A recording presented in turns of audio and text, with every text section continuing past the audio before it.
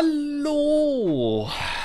Hallo, hallo, hallo. Ich hoffe, mir geht's heute einigermaßen gut über den ganzen Stream hinweg, denn ein bisschen, ein bisschen Nase, ein bisschen dicht, ein bisschen Staub hier überall, ein bisschen sehr trocken.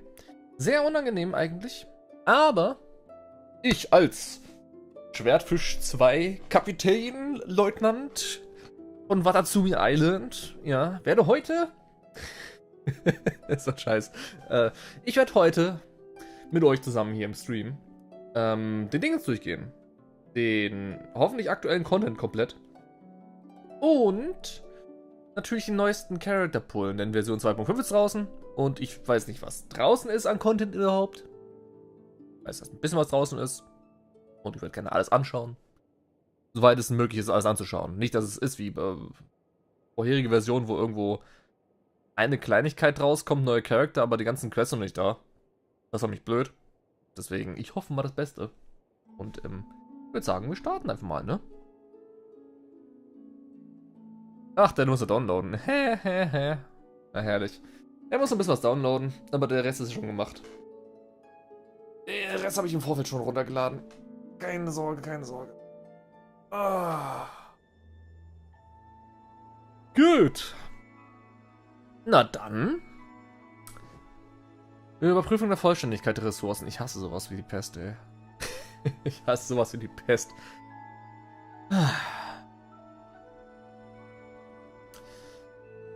Ich habe noch nicht so allzu viele Leute gesehen, die YAE Miko wirklich gepullt haben. Nicht so wie sonst, wo die immer alles großmäßig teilen. Oh mein Gott, ich habe YAE Miko gezogen. Oder oh mein Gott, ich habe für Shanny gepullt. Wobei Shanny war auch relativ ruhig.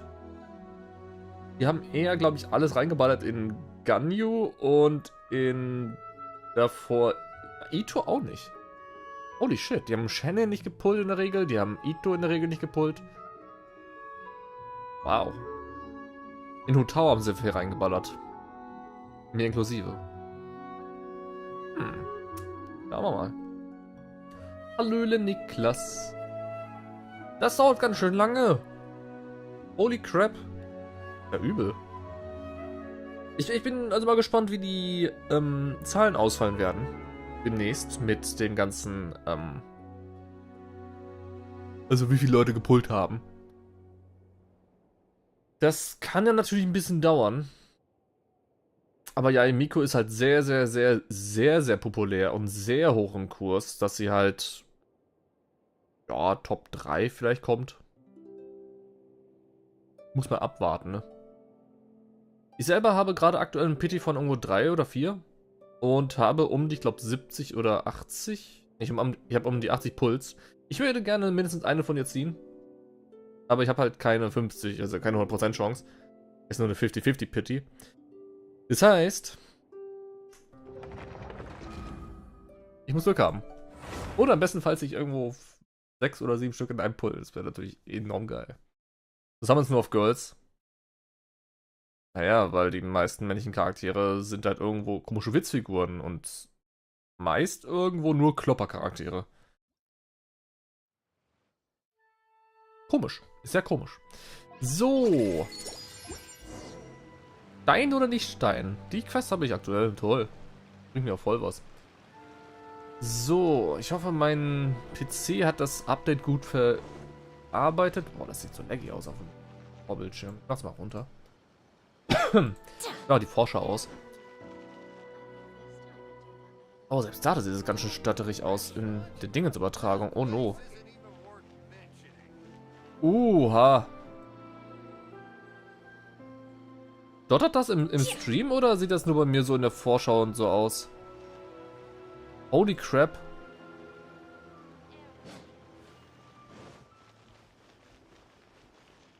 Codec überlastet? Bruh. Why? Oh, irgendwas an meinem PC rotzt hier gerade richtig die Leitung weg. Oh, irgendwas ratzt an meinem PC richtig meine PC-Leistung weg. Oh ja, da ist irgendwas, was richtig freudig hier Probleme bereitet. Was ist das denn bloß?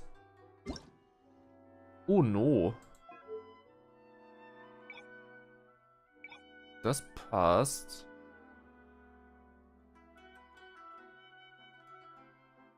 Ah. Das ist vorhin auch. Warum? Was haben die bitte aktiviert, dass da irgendwo was ist? Die müssen irgendwas umgeändert haben in den Einstellungen.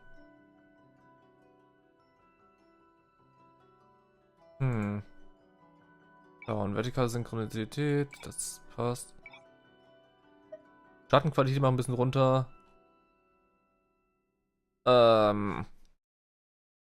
Bewegungsunschärfe.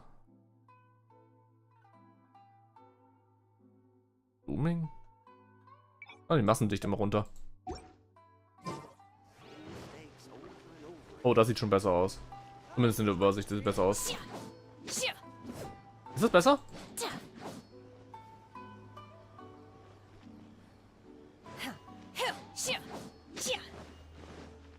Miau. Hallo. Das sieht besser aus, ne? Yeah, das ist wesentlich besser. Das ist wesentlich besser. Dann ist irgendwas mit dem Schatten oder sowas. Mit dem Schattenrendering. Kann natürlich irgendwas kaputt gegangen sein beim Update. Das ist durchaus möglich. Das dürfte aber demnächst gepatcht werden, weil das, also das kann nicht angehen, dass es so hart irgendwo die Leitung frisst. Beziehungsweise die Dinge jetzt runterballert. Besser? Gut. Ja, dann nochmal einen wunderschönen guten Abend. Wird Zeit für Version 2.5. Ich weiß nicht, was alles verfügbar ist. Ich weiß, dass ja Miko verfügbar ist. Scheinbar ist ihre Story bereit. Und Akt 2 von Shogun Raiden ist verfügbar. Wo müsste das sein? Bei ihr ist wahrscheinlich der Boss dann dabei, ne? 2 Storys, das ist ganz schön viel. Und dann wir erstmal die ganzen Dinge jetzt durch. Zeig mal deine Shenhe. Nö. Nö. Ballern wir erstmal diese ganzen Trial-Dinger weg.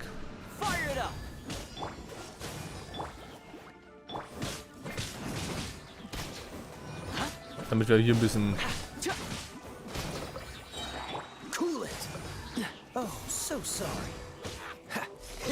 Zeug machen können.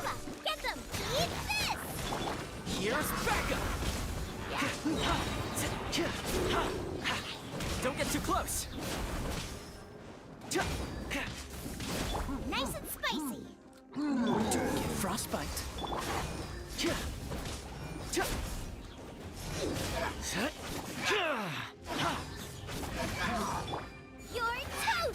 Oh, die machen echt keinen Schaden, die Kollegen hier. Übel. Funk.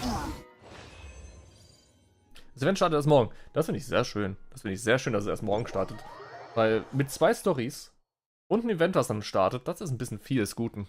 Das ist ein bisschen arg viel des Guten. Dann werden wir uns heute wahrscheinlich erstmal auf die Legenden-Stories konzentrieren. Und bevor ich es vergesse, erst einmal aktivieren. Den vorausgehenden Auftrag abschließen. Ah, okay. Um YAE Mikos Auftrag zu machen, muss man das Shogun Raidens Auftrag machen. Das ist okay. So. Ist okay. Leute an das Licht. Catherine reden. Ha. Wir wissen. Dann ballern wir die anderen Charaktere eben kurz durch. Und dann kommt YAE Miko Puls. Hoffentlich gut. Hoffentlich gut. Ich habe ehrlich gesagt nicht so sehr die Hoffnung, dass ich richtig holen werde, aber ich weiß das schon. You're in for a little shock.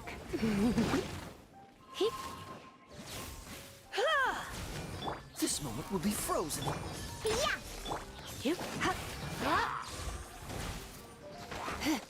Oh, diese kleinen Säcke. Try not to enjoy this too much. You're in for a little Und shock. was? Haben sie abgebrochen, diese Säcke.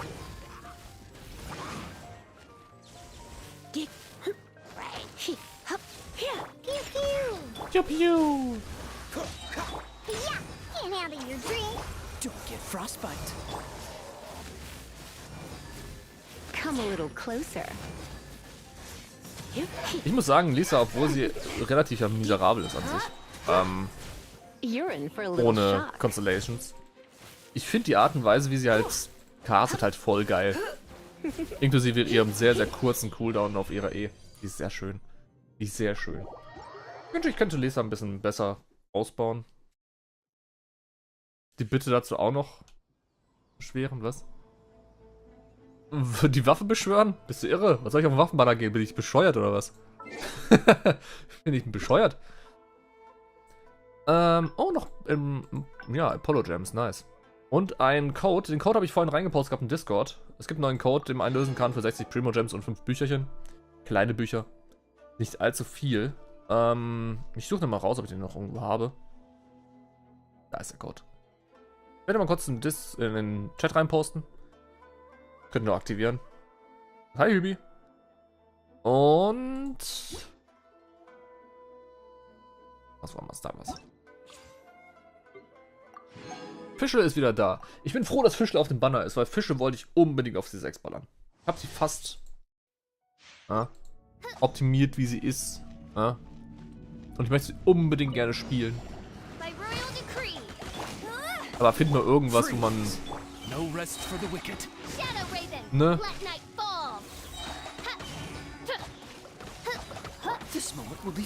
Oh Gott, die ganzen kleinen armen Viecher. Meine Güte. Warum stellt man so viele blöde Dingens hier hin?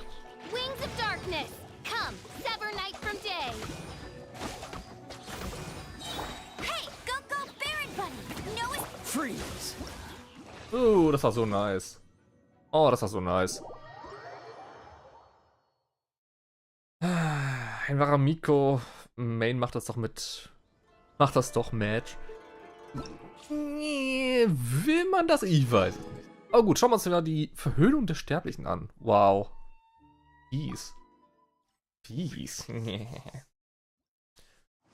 ich könnte mal den Code einmal kurz Dingens reinballern. Als anpinnen. So. Mit ihrer Elementarfähigkeit kann YAE Miko sich sehr schnell bewegen und dabei eine Sessu Sakura hinterlassen. Die Sessu Sakura greift in regelmäßigen Abständen die Gegner in der Umgebung mit Blitzschlägen an. Je mehr sich Sessu Sakura innerhalb des bestimmten Bereichs befinden, desto höher sind ihre Stufen, was ihren verursachten Schaden entsprechend erhöht. Die Anzahl der Sessu Sakura sowie ihre Stufen können ihr jeweiliges Limit nicht überschreiten. YAE Mikos Spezialfähigkeit beschwört heftige Blitzanschläge auf das Schlachtfeld, verbraucht aber die Sakura in der Nähe, was zum höheren Schaden der Blitzanschläge führt. Sie braucht anscheinend irgendwelche Materialien von einem neuen Boss oder so. Und daher, mal schauen. Oh, Vögelchen. Oh, Date. Oh, das ist das Vögelchen, was bei Shogun Raiden um die Ecke kommt. Die auf der Hand sitzt und dann fliegt sie wieder weg. Und dann wird's gefressen. Sie kommt mit Kaguras Wahrheit um die Ecke. Ah ja. Interessant. Voll heftiger Statsstick, Alter. Voll wie Crit. Mit Elektro-Damage und Angriffsprozent, okay. 10-0. Ich will mal gerne wissen, was die hier machen. Beziehungsweise erstmal Talente schauen. Normaler Elektroschaden, passiert nicht allzu viel. Ja, ist nicht nötig, selbsttätig zu werden. Ha. Sie beschwört quasi mit ihr. Sie macht einen Dash nach hinten, wie andere Charaktere auch. Ja, wo sie einfach was hinschmeißen und fliegen nach hinten zurück. Beschwört aber einen Totem, der Schaden anballert. Aber erhöht. Die spotten nicht. Also die Dinger spotten nicht, aber sie machen mit übelst Damage. Man kann 3 gleichzeitig haben. Und die machen mehr Schaden, je mehr auf dem Feld sind. Müssten auch separat jeweils einen Cooldown haben. Oh, machen Damage.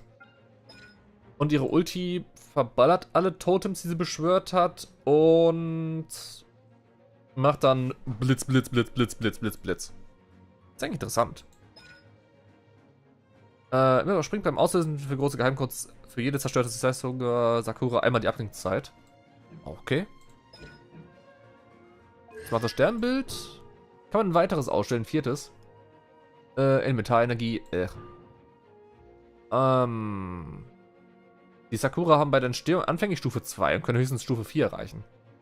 Und die Angriffsradius wird erhöht. Boah, das ist böse. Das auf C2 zu machen? Boah, ist das mies. Verstärkt ihre Ulti. Ein Treffen von Blitzanschlägen den Elektroschaden aller Truppenmitglieder erhöhen. Okay. 5 Sekunden lang ist echt wenig. Und Angriffe ignorieren 60% der Verteidigung des Gegners. Also, abgesehen von C2 schreit jetzt nichts nach, muss man richtig, richtig krass haben. C6 wäre also wäre richtig krass, aber yeah. Weiß nicht. Schau mal. Right now, right here. Oh, das ist cool.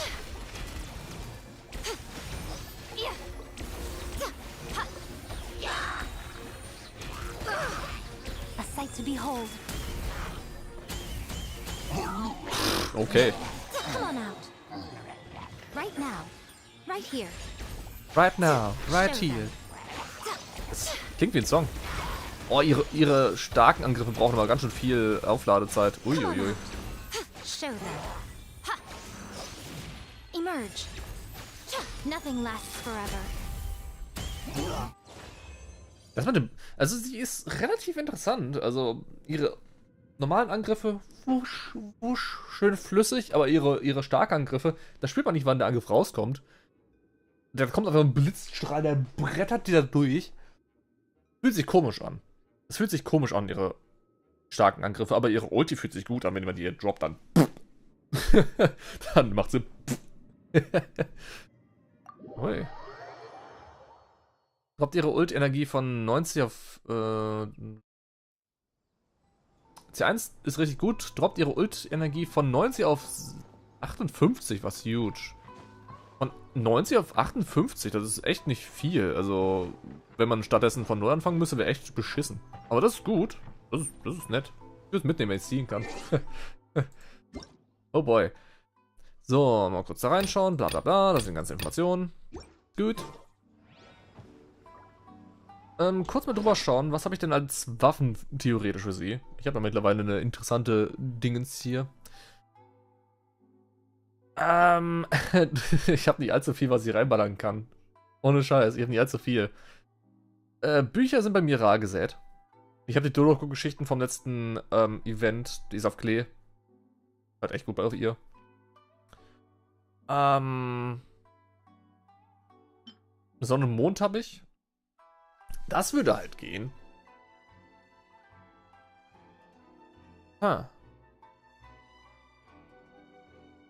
Das würde halt super gehen. Also Sonne und Mond würde bei ihr gut klappen.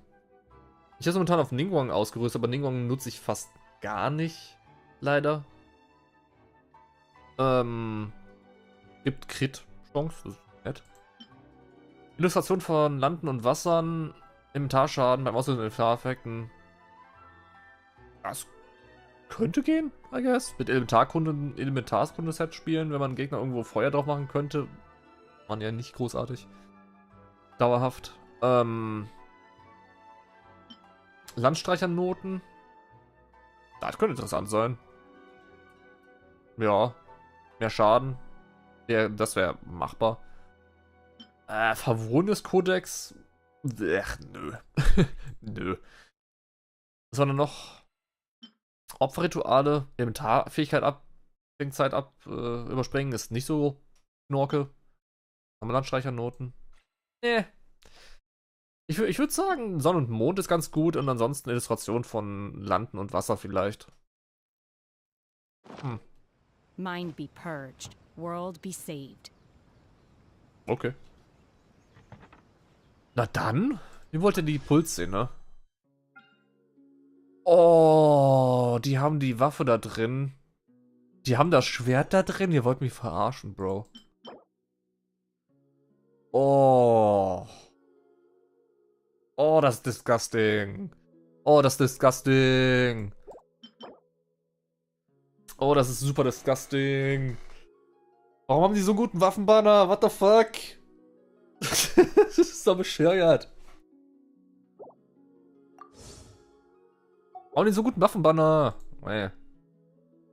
Gut, hier oben ist meine Anzahl an Dingen, die ich habe. Ich habe 10.300 und ich habe 20 Puls, so. Pity, habe ich gesagt, ich bin bei 4. Sag mal 4. Ich habe 3 gepullt. Ich mach mal, glaube ich, ein Pull-Dingens rein. Habe ich noch irgendwo den Pull? Einmal.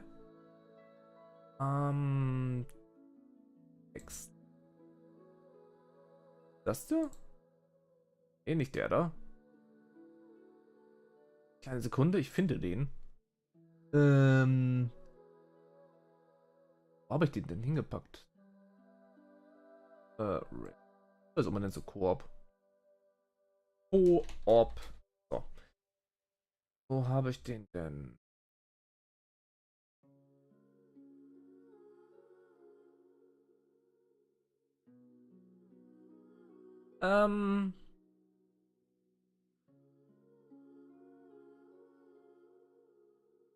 Zähler anscheinend. Hinzufügen. Text. Zähler 3.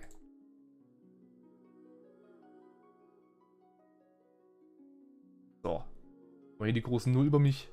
1, 2, 3. Wir sind 3 Puls drin.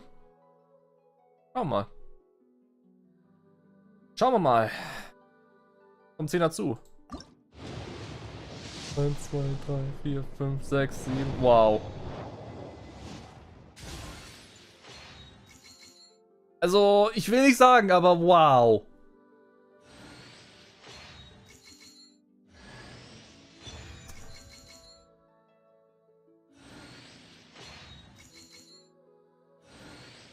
Bitte, um Himmels Willen. Bitte sei YAE Miko, nicht irgendwo ein random 5-Star, irgendwo Scheiß. Oh mein fuck Gott! Why? Warum? Er sieht zumindest früh, ich kann nicht mad sein. Ah.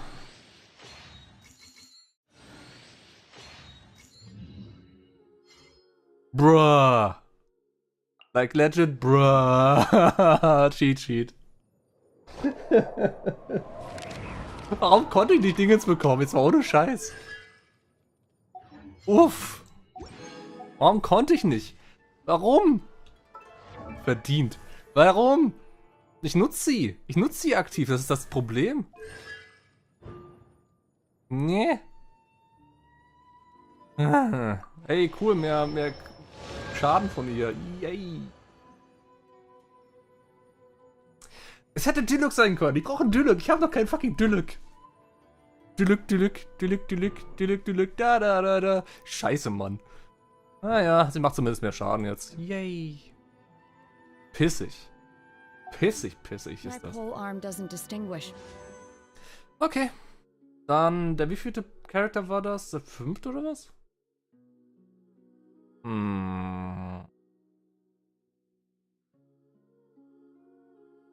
Bei welchem Pull war das jetzt? War das beim 5, 6 oder 6, ne? Mal bei 6 war das. Machen wir noch einen 10er Pull, komm.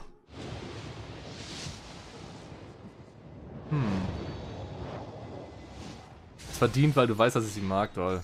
5. Nummer 6, 7, 8, 9, 10, 11, 12, 13, 14. Ah, Mann. Ich habe jeden 5-Star im Spiel vom Standardbanner außer Dyluk. Oh, das war ein miserabler Pull, aber hey, Thomas. Ich brauche Fische. Ich will mal kurz zeigen. Ich habe, warum ist er denn hier? Thomas. Thomas habe ich aktuell auf, ich glaube, 2. Ja. Thomas ist jetzt auf 3. Da brauche ich nur 3 Stück für ihn. Jiangling ist wie bei eigentlich jedem sie ist maximiert. Wo ist sie denn überhaupt? Wo ist die gute? Da unten. Sie ist maximiert und Fische. Wo ist sie denn? Fische. Ich übersehe Fische in meiner Liste. Da ist er. Fische will mir noch 2. Ich würde gerne 2 von dir ziehen. Wenn es geht. Aber wer weiß. Gucken wir mal. Come on! Dammit.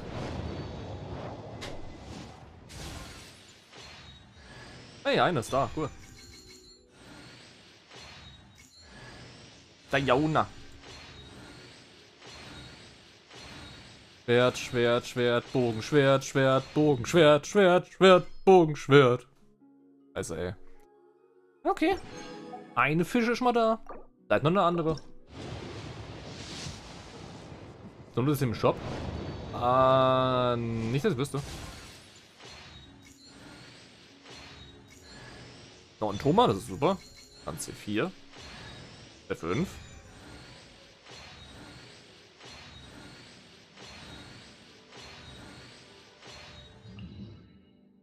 Yay!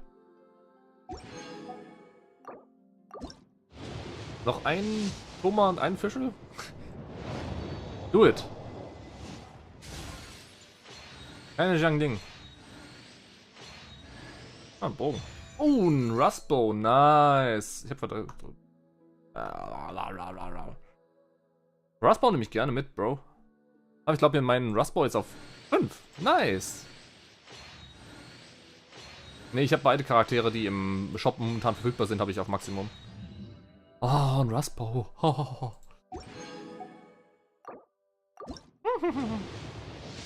Come on. Ich kann doch nicht so ein Pech haben und fucking Cheat Sheets ziehen und dann kommt die YAE Miko nie.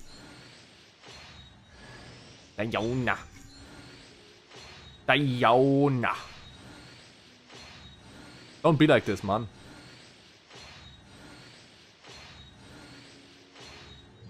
God damn it.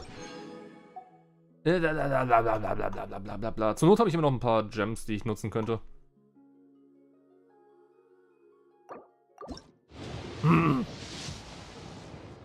God damn it. Noch eine Diona. Jesus.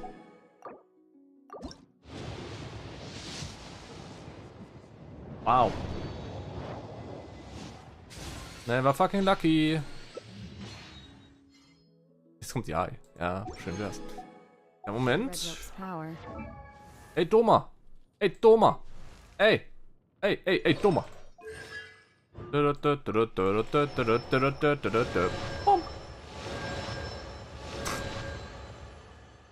Cool. Ja. Doma maximiert. Auch nicht schlecht. Ich will noch eine. That's why I loathe crowded areas. Ich habe noch ein paar. Wie gesagt. Komm schon. Blöde Zick, komm raus da. Geht doch. Ich weiß nicht, ob ich bei 64 bin oder bei 74. Müsste aber relativ gut sein. Irgendwo in dem Bereich. Oh, den Counter raus, der ist doof. Hopp. Das ist ein komisches Bild. Yay.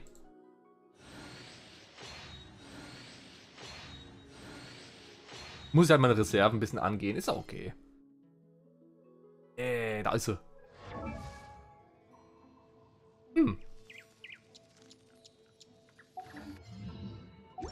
Gut. Ich bin frei. Ich habe nichts mehr. Ich hasse dich. Ich hasse dich. Ich hasse dich da oben. Ich hasse dich. Meh. Wird doch nur Waffe sein können, oder? Verdammt. Gut. Ja, Miko. Miko, me. Ah, wie kann ich sie... Da. Hopp. Kommt mal nach oben in die Liste. Bin gebläst. Ich hab sie gezogen. Ja, schauen wir mal. Was brauche ich denn, um sie aufzuwerten? Ich habe so ein paar Bücher.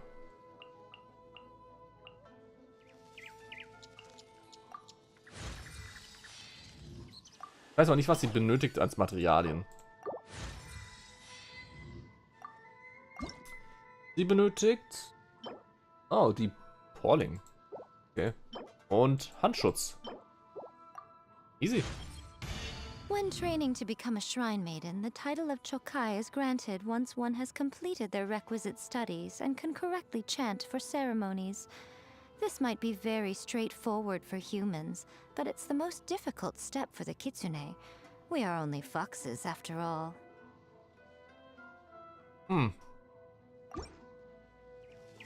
Da hat jemand aber ganz schön Ambition. Die braucht noch 18.000. Bam, bam. Alle so hoch. Höher und immer höher. Und dann haben wir gleich die Story da drumherum.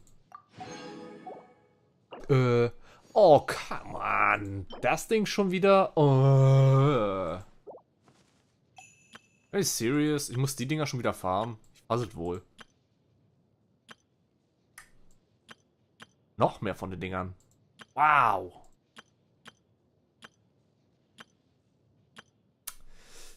Okay. Okay. Okayse.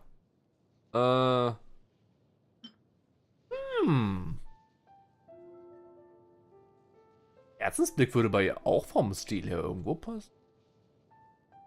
Hab ich gar nicht drüber nachgedacht. Ah. Was sagt ihr von meinen Waffen, die ich habe aktuell? Welche würde am besten zu ihr passen? Vom reinen Dingens her. Ich würde behaupten, wirklich Sonne und Mond würde am besten zu ihr passen aktuell. Nicht vom Aussehen, sondern vom reinen Damage her. Mit Damage erhöhen und so weiter.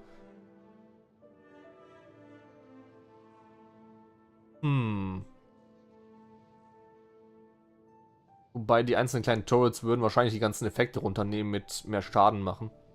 Oh nee, nehmen sie gar nicht. Sind einfach 6 Sekunden lang verfügbar.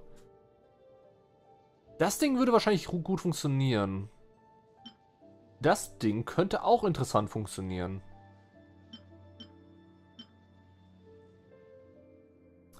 Schließt beim Treffen mit Standardangriffen heftigen Schlägen eine Kugel ab, die Schaden verursacht. Und springt auf mehrere Gegner des Gegenüber. Hat halt Angriff drauf. Landstreicher ist das Beste. Landstreicher? Wieso Landstreicher? Generell, ich guck mal kurz, wie die Stats sind von ihr.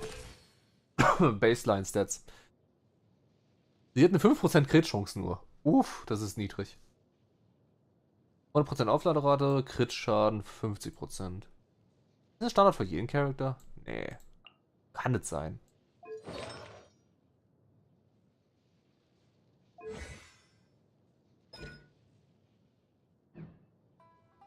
Landstreicher-Crit bekommt die eh schon. Wirklich? Ich ging halt von dem Bonuseffekt aus.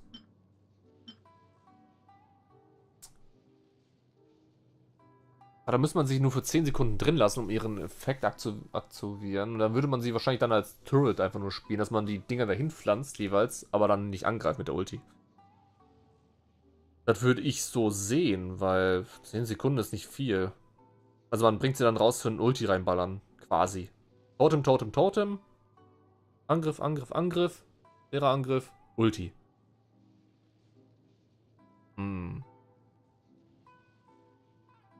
Ist nicht. Ich hätte gesagt, das ist halt echt nice für sie. 20% generell. Weil das erhöht den Angriff um 120%. Ich muss das Ding noch aufwerten. Also ich müsste das Ding noch aufwerten. Und für reinen Schadenswerte nehme ich kurz das einfach mit. Sorry, Ningguang. Deine Waffe ist erstmal ihre Waffe. Und Artefakte. Pack mal irgendwas rein. Hab da bestimmt irgendwas Interessantes. Was wäre für sie als Ulti für ihr Set ganz gut? Ich würde behaupten, für ihr Set wäre Elektroschaden erhöhen ganz praktisch. Oder Noblesse. Also entweder irgendwo Elektro-Ding. Ich glaube nicht. Ich würde sagen, Noblesse ist halt relativ nice.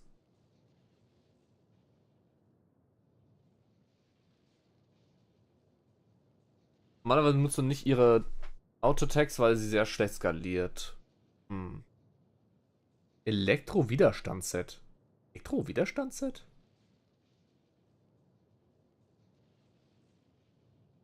Mal schauen, ob ich irgendwo hier das Set habe, um zu durchschauen. Aber nicht. Ich war selten in der Elektro-Domain drin.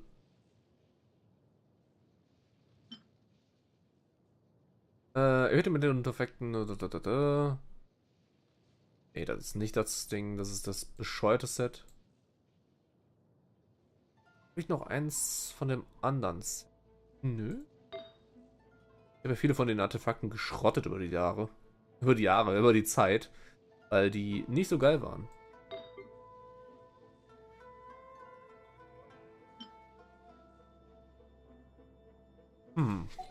Schau mal kurz. Wo haben wir denn die Domain? Die ist da oben, ne? Hier.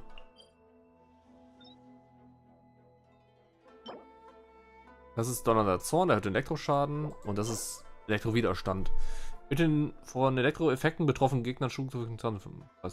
Das ist gut. 35% Schaden ist nice. 35% ist nice. Die meisten spielen momentan Thunder Fury und Gladiator. Gute Frage. Vom reinen Gedanken her. Von einem reinen Gedanken her. Was für eine Kombi würde man bei ihr generell spielen? Also Team-Kombo. Würde man sie einfach hinsetzen als Batterie? Dass sie einfach bup, bup, bup und Elementarkügel fliegen rum und du bekommst halt Energie zurück, was Elektro generell gut macht. Merkwürdig eigentlich, wie stark das ist. Oder nutzt man sie dann als Main-DPS, was ich irgendwo nicht sehe? Oder einfach nur zum kurz reinballern, Sub-DPS, Bam, Nuke. Aber donnerberuhigender Weiser finde ich gar nicht mal so übel. Die braucht selbst eine Batterie. Ist ja wirklich. 90 Energiekosten. Ah. Also. Ich meine, gut, ich hab Shogun Raiden bei, also das ist kein Problem. Ich finde es interessant, dass sie halt selber eine Batterie braucht, auch wenn sie selber eigentlich halt quasi eine Batterie ist. Es sei denn, die Totems generieren keine Kugeln, das wäre allerdings total bescheuert. Ayaka Kokomi YAE. Raiden YAE Kasua Bennett ist nicht schlecht. Kasua brauchen wir gar nicht drüber reden, der Typ ist sowieso irgendwo broken. Und Bennett sowieso. Band Kasua und Bennett. Band sie. Ey. Schwierig, sag mal. Schwierig. Ist sehr schwierig anzusehen. Ich will mein Steam reinnehmen. Beziehungsweise.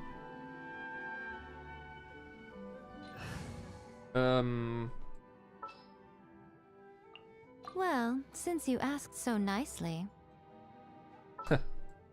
Come with me. Well, since you asked so nicely. I trust you. Komm on, was hast du noch zu sagen? Well, since you asked so nicely. Here, let me help you. Whatever would you do without me?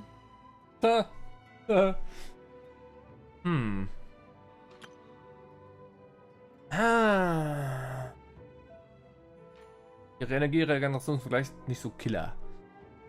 Nicht so killer. Okay. Das Outfit von Rosario sieht sogar einigermaßen gut aus, muss ich echt zugeben. Schauen wir mal.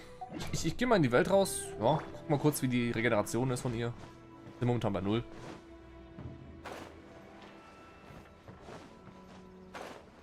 Ja, die Flügel fehlen auch ganz an. Passen die Nerven.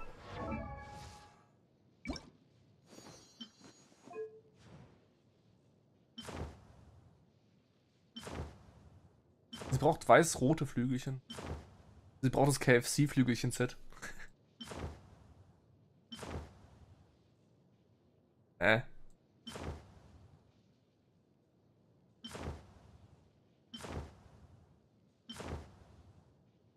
Na, das Ding.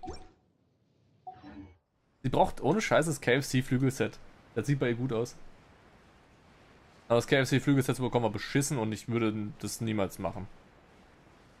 Irgendwo, was war das? 3 Subs oder so giften in irgendwo einen Twitch-Streamer? Nö.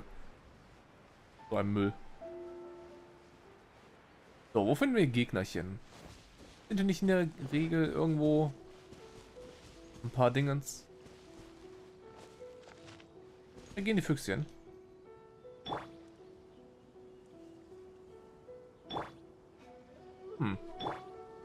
Die Regeln generell. Wo haben wir hier ein paar Chili-Jules? Da haben wir ein paar Chili-Jules. Wobei, die sind im Wasser, das ist doof. Haben wir nicht da vorne ein paar Chili? Haben wir ein paar Chilis. Hello.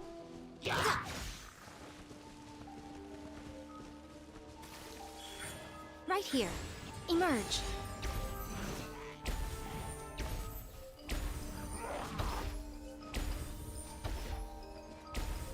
Right now.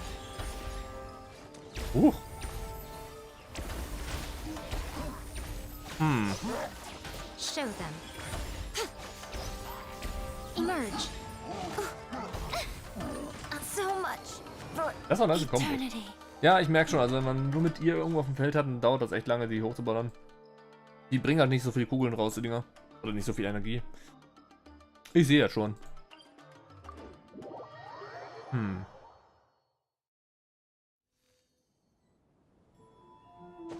Hier weiß, dass ein Problem ist.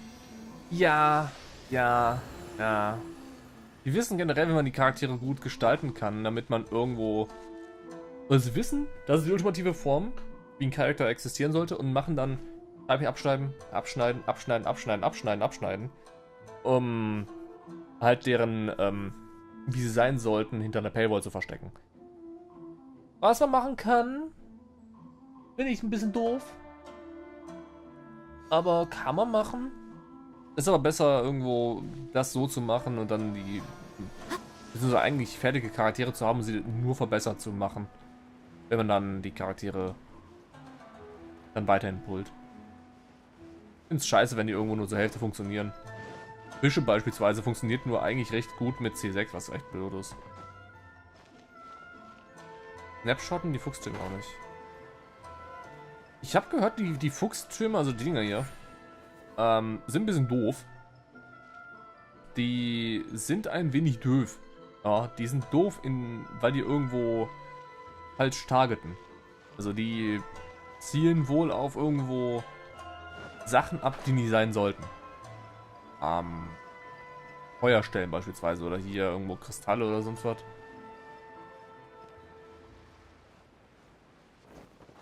Right now.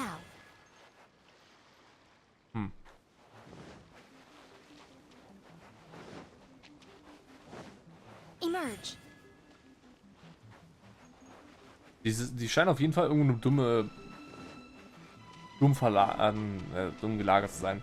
Ähnlich wie Gruber und andere Viecher, die irgendwo man hin platziert. Right now. Dass sie dann halt irgendwo dumm Emerge. rumgeigern. Ja, hier. Warum greift diese Turret den Fuchs an? Das ist so, warum?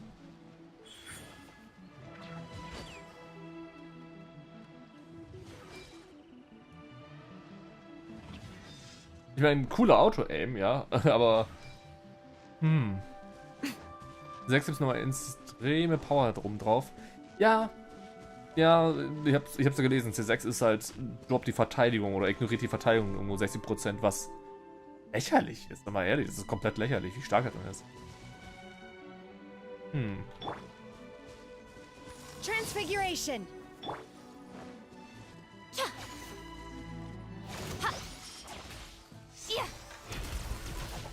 Right now. Emerge. Right here.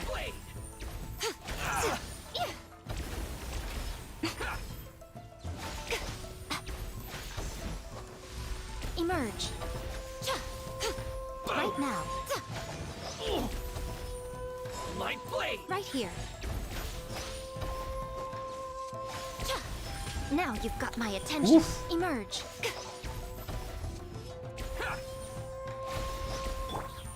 Obey. Cryo incarnate. Ich will gar nicht mal über ihn zu reden. Ritu macht lächerlich damit. Show them. Right here. Right now. Right here, right now, right here. Oh fuck. Say no more. Advance. Blade. Attaboy.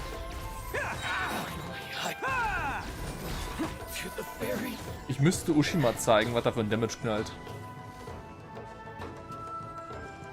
Who wants some of this? Bam! 3. Uschi in der Ulti macht irgendwo 34.000 Damage. Das ist total krank. Also ich bin nicht ganz... Also ich mag die Animationen, die sie hat. Die sind super. Die Ulti ist halt... Also der starke Angriff ist halt ein bisschen fragwürdig von der Dingens her, von der Zeit, die sie braucht. Aber... Insgesamt... ja... Ich sag mal, ist cool. Ist cool. Vor allem sieht das ziemlich nice aus, das Muster, was sie auf dem Boden ballert. Trifft sehr weit.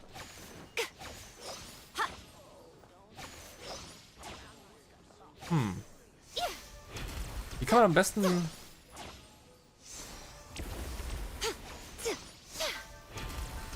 Eins, zwei Ulti? Ja, 1, 2 Dingens ist okay. Show them. Oh, da kommt ein kleiner Fuchsschwanz mit raus. Show them. Was target denn die da drüben? Oh, come on.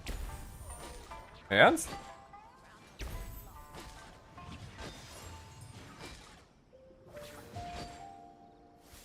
Was hat er euch getan? Ich glaube, Füchse mögen einfach kein Show them. Zeug. Show them. Wir craften jetzt ein bisschen Elektrozeug. Bam! Bam!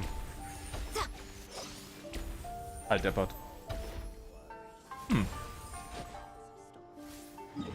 Schwierig. Ist schwierig. Ist ein bisschen schwierig.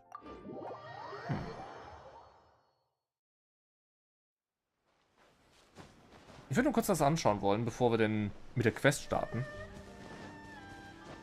Ich bin schon wieder, boah, 15 Minuten drin. Ich würde kurz gucken, wie es aussieht mit der Crafting-Waffe.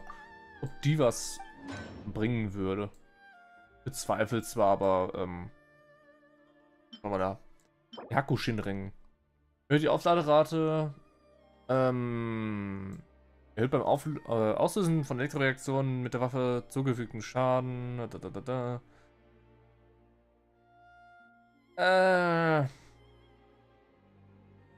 Maybe? Würde Aufladerate geben. Aufladerate ist kein direkter Damage, aber... schwierig. Da müssen wir Elektroreaktion ausführen. Elektroreaktion zu bekommen ist in der Regel nicht so leicht für die Person, die gerade auf dem Feld ist. Wenn sie Elektro ist. Das ist eher für die Person, die nicht Elektro ist, die auf dem Feld ist. Ganz praktisch. Aber ich kann es eh nicht craften, von daher scheiß drauf. Ich habe nicht das Material dazu. Leider. Aber wir schauen mal rein. Hi Venti, bye Venti. Wir schauen mal rein, was man da am besten machen kann. Ne?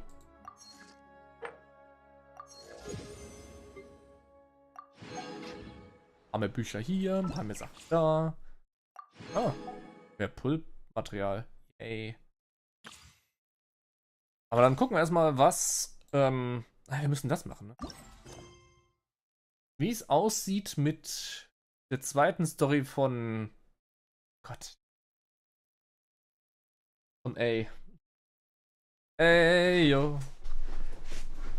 Dalek, ne. Scheiße. Das wird lustig. Bin gespannt, wie es wird. Die erste Story ist ein bisschen... Sagen wir mal... nicht so gut angekommen. Bei meiner PP Swipe. No. Ich sag mal, die erste Story vom Shogun-Raiden von A kam jetzt nicht so massiv gut an. Ja, überhaupt. Kam eher mäßig gut an. Weil es irgendwo... Ja, die Leute wollten andere Sachen sehen zum Charakter. Schwierig. Ich müsste sie eigentlich... sie eigentlich mal irgendwo hier reinstellen. Moment. Moment, wo habe ich wen? Dich kann ich rausnehmen. Da. Zurückholen. Stellen wir ja Miko hier irgendwo hin. Ah, Kameraden. Ey. Ey. Da.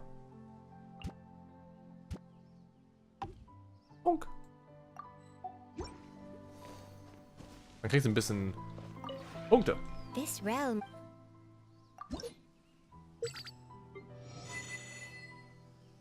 Jean ist 9 geworden. Wow. Schatzkammer, neues Zeug. Neue Pläne. Monolith der Raumschaffung Segelflug. Für mich. Puls, nehmen wir. Passt. Wait. Moment. Da fällt mir doch spontan was ein.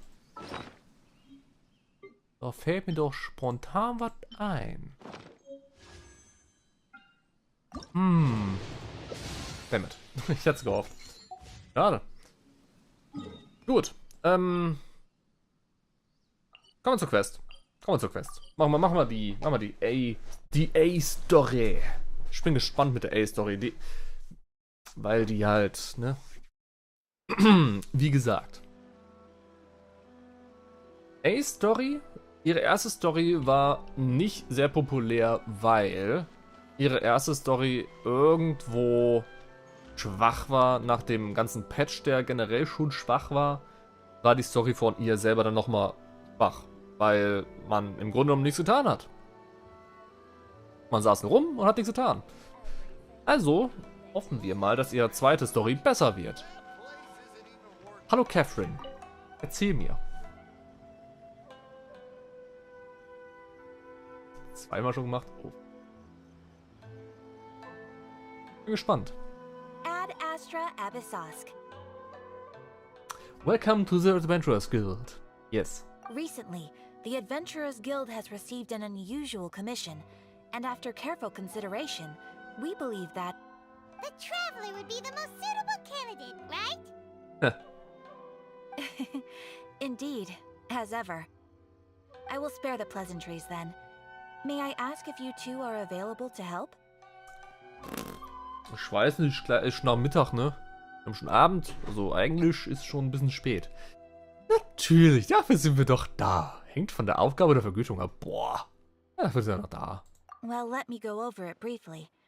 Our client for this job is the Yashiro Commission. Okay. Apparently, Rift Hounds are attacking the roots of the sacred Sakura nearby Mount Yogo in great numbers. Rift Hounds? On Na toll. Narukami Island? Yes. We are not sure where exactly these creatures come from. But this time, they are attacking in alarming numbers with great aggression and a clear target. The sacred Sakura is of tremendous importance to Inazuma. I trust you are aware of this already? Also die Dinger greifen die Sakura an, diesen komischen Fuchsbaum. Das ist nicht gut. Wenig. Good. Then you can see that this case is very urgent indeed. Ja. Is the Tenryu Commission aware? Yes, and they are already taking action of their own. However, given that the sacred Sakura's root system is vast and complex, and faced with the unpredictability and scale of the Rift Hound's attacks, they are finding it difficult to defend against them. Um es mal kurz zusammenzufassen. Der riesige Baum, der ganz oben auf dem Schrein ist, der hat Wurzeln, der bis tief, tief ins Erdreich geht. Da ist ein riesiges Loch drin, da hat er seine Wurzeln drin. Das ist ein super hoher Baum an sich. Und diese Wurzeln reichen über die komplette Insel. Und wir hatten eine Sidequest machen müssen, wo wir die Wurzeln gereinigt haben. Und dabei sind da irgendwelche Viecher rausgekommen, die wir besiegen mussten, irgendwelche Geister. Und das ist eine der beliebteren Sidequests gewesen, tatsächlich in 2.0. Und es sah ganz cool aus. War ganz cool. War leider nicht voice-acted. Wäre cool gewesen, voice-acted. Und diese Story... Ja, also wenn die jetzt irgendwo was machen, dass die komischen Rift-Hounds da rumkommen, diese komischen Garme oder was auch immer, dann ist das eigentlich ein ziemlich Problem, weil die Dinger sind ganz schön scheiße. Ganz schön scheiße. Ja. Schauen wir mal. Their main priority is to protect the civilian population, so they are actively looking to cooperate with all other available forces to eliminate the monsters. Okay. The Adventurers Guild is one of the key parties assisting the Tenryou Commission with their work. But so far, the combined efforts to combat the Rift Towns has failed to substantially ameliorate the situation. Ah, Zeit, ein paar Welpen zum Heulen zu bringen. You have our deepest gratitude. Your confident response puts me far more at ease. I will mark on your map the areas where Rift Town appearances have been recently reported. I hope you won't encounter too much trouble overcoming them. Och nö. Relax. We'll be back before you can say Ad Astra Abasosk. Flüchtige Träume. Okay. Machen wir's. Sacred Sakura's in danger again, huh? Who'd have thought? Keeping the sacred Sakura safe was Kazari's greatest wish, and now these mangy mutts are trying to destroy it. Time to teach him a lesson. Ganz interessant, musste man die Quest im Vorfeld machen oder muss man sie nicht machen? Ich frage mich das gerade. Es kann nämlich sein, dass man die im Vorfeld machen muss. Wölfe sind so nervig mit Zhongli. Natürlich sind die Wölfe nervig mit Zhongli. Ich schau mal ganz kurz rein. Muss man, wenn man die Quest machen will, die andere Sidequest vorher gemacht haben? Es ist möglich, dass man die vorher gemacht haben muss. Muss aber nicht sein. Bla bla bla bla bla. Übersicht, Inhalte. Bla bla bla bla bla bla bla. Story. Handlung. Den zweiten Akt abgeschlossen. Bedingungen. Stufe 40. Dritter Akt durchgespielt. Von Akon-Auftrag Kapitel 2. Und den ersten Ding jetzt durchgespielt. Scheinbar hat man das im Vorfeld machen müssen irgendwo. Traveling to other worlds. Was aus? Auf geht's! Wieso hat man eigentlich die zweimal gespielt? Habt ihr zu viele Accounts? Habt ihr zu viele Accounts dafür? Und warum ist das hier Raidens zweite Story? Ich verstehe es nicht. Die ist irgendwo nicht hier in der Gegend? In der Regel. Schauen wir mal. They're attacking the sacred Sakura. Stop them! Right now. Ich häng fest. Oh no. Fall in. Let's roll. That's quite enough. Show them. What a dreadful ending. Drecksviecher, seid ihr schnell. Ich mag die Dinger nicht, die sind kacke.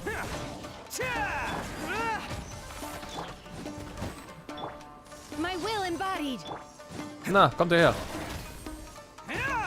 Let's roll. Noch mehr von euch. It's showtime. Bam. Ha. Can't catch me. Attaboy. Vorsicht, bissiger Hund. Was ist denn das für ein Erfolg? Wow, there are so many of them. No wonder the Tenryou Commission needed help. Come on, traveler, you can take them. Ich hab einen Namen. Mach mal so. Let's roll. Who wants some of this? It's just a scratch. Nice. Dreckswölfe. Torn to oblivion. Ah, das erklärt's. Wo kommen sie denn her? Shogun? Wait, no. Could also be A. Warum sollte sie hier draußen sein? Hi. Oh, it's you two. Es ist A. It has been a long time. We have not seen each other since the resolution of the Tenryou Commission crisis. Ja. Okay, sounds more like A.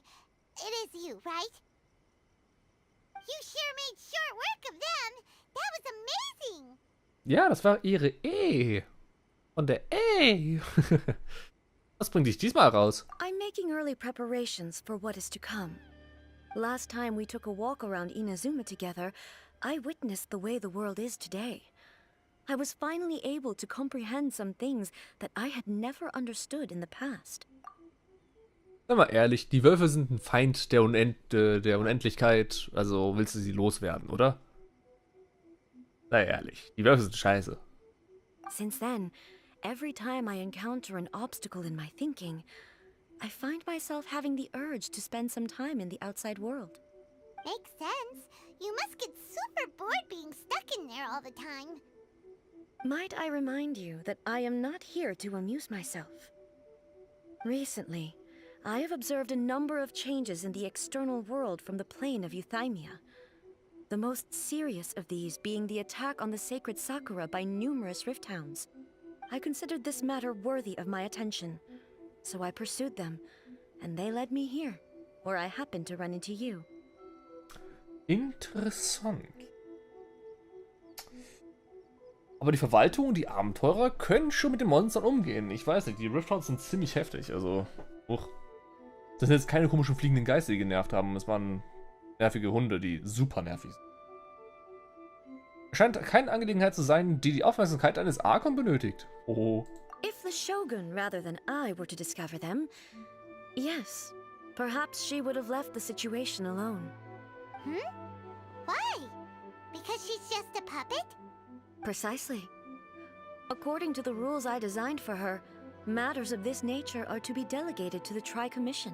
But rift hounds attacking the sacred Sakura... It brings back bad memories of that terrible disaster. Bitte? Welche schreckliche Katastrophe? Die vor 500 Jahren? Erzähl mir mehr. A disaster? Yes. 500 years ago, a great catastrophe befell Inazuma. Everything was engulfed in a pitch-black fog, and monsters ravaged the land. Countless lives were lost, and this homeland that the people had worked so hard to build barely escaped being obliterated entirely. The monsters committed many atrocities on Inazuman soil, and the Rift Hounds were always their advance guard. Their duty was to tear open a passage through space with their claws and teeth, and then call in even more powerful beasts.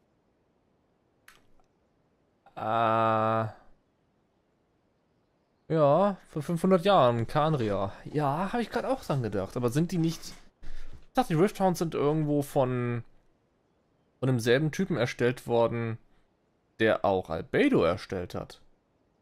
Von Gold, oder wie der Typ heißt. Das könnte natürlich ein direkter Angriff gewesen sein auf die Lebenspunkte, aber wer weiß, vor 500 Jahren, ne? So you've heard of it too? Natürlich. That's an episode of history that I am loath to recall. Maybe to you, it seems like my response to these creatures was an excessive one. But an excess of caution is not unwarranted in this case. Guess you can't argue with that. Since we are both here for the same reason, let us work together. From the traces they've left in the surrounding area, there should be many more monsters nearby. All Blutspuren. of them must be eliminated. Ja, zerstören wir. Los geht's. Paimon feels so safe when we're in Ace Company. Having someone uber powerful on your team kinda makes you feel invincible, doesn't it? Ja, du klingst auch weniger nervig als sonst. Was ist los? Oh yeah, after we've dealt with the monsters, we should ask her to tell us more about Conria. Wieso ist Paimon in der Gegenwart von Archons immer so... It's similar to ruhig? the color when the sacred Sakura takes damage. Let's follow it. It should be this way. Nee, ernsthaft, Paimon ist immer sehr, sehr ruhig, wenn es darum geht, wenn irgendwo große Archon-Stories sind. Die ist wieder da, dann sind wir drüben, da hinten ist Blut. Blut!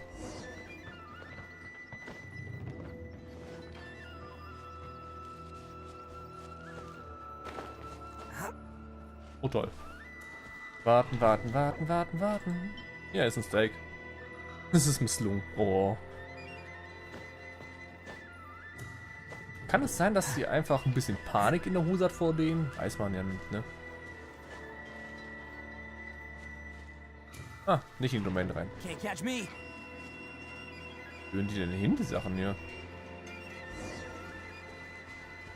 Da unten? Ist hier nicht irgendwo das Grab von dem einen Freund von Dingens? We are Kaso? lucky. The damage is not too serious. The Yashiro Commission will be able to nurse the root system back to health. Gut. Schön. This stuff that's flowing out, is it sap or something? And how come it's glowing? Huh? Ah, Nebel. Huch, Geister. What's this? Wie schrecklich. Could they be dead people? It wouldn't be the first time we'd seen ghosts on our journey. But why would they appear here? Let's search the area. Perhaps we will find out. Okay.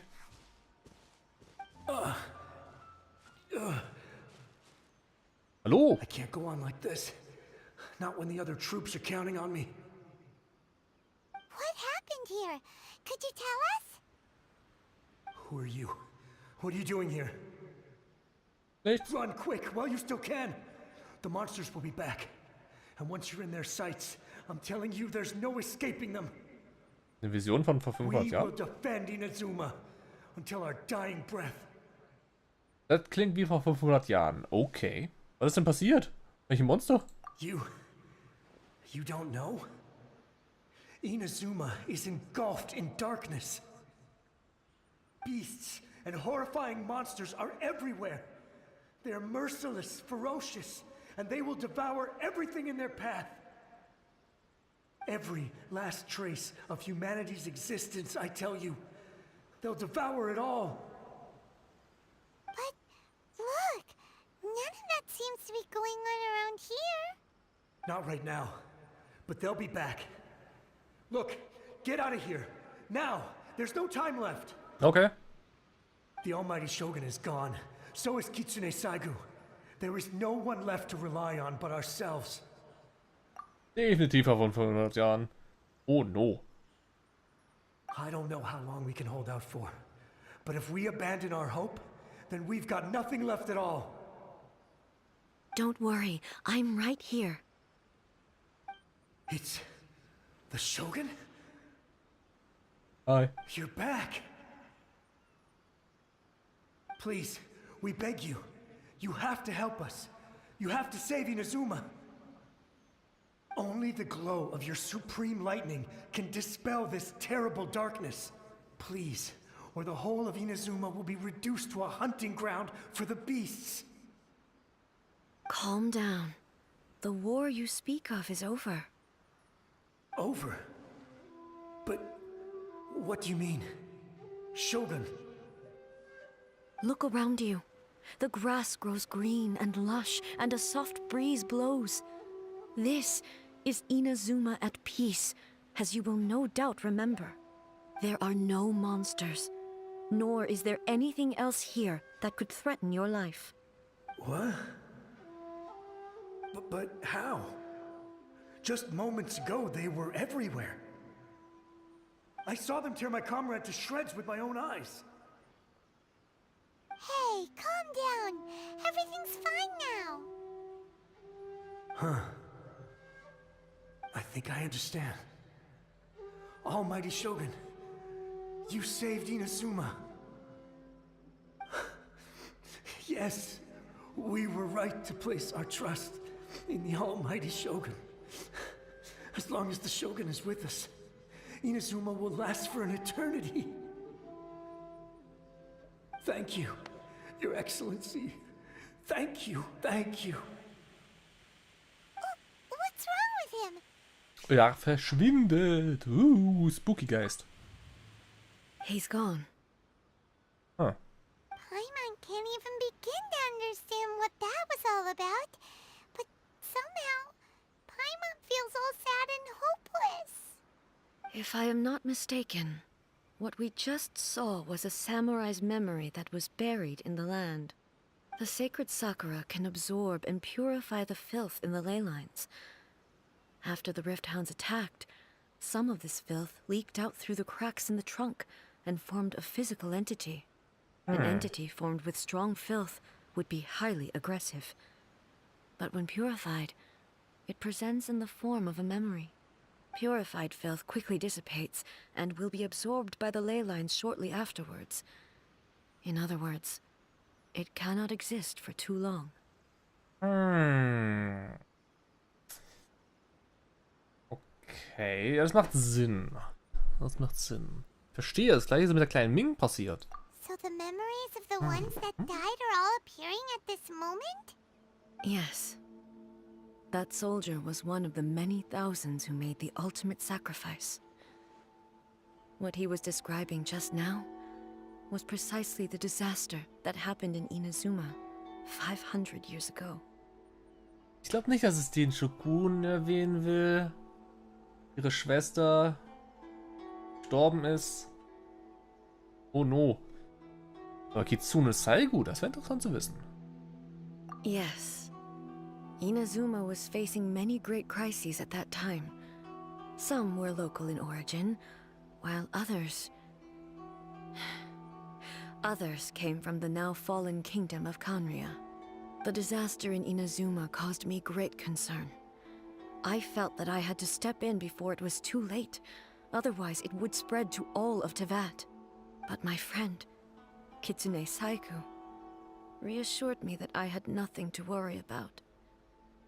She would shoulder the responsibility of protecting Inazuma and mobilize all forces at her disposal to combat the threat. I could tell that, although neither of us acknowledged it, we both knew that the road ahead would likely end in tragedy. So, Inazuma was attacked at the same time as when the disaster happened in Kanria? Indeed. Countless monsters suddenly appeared throughout all of Inazuma.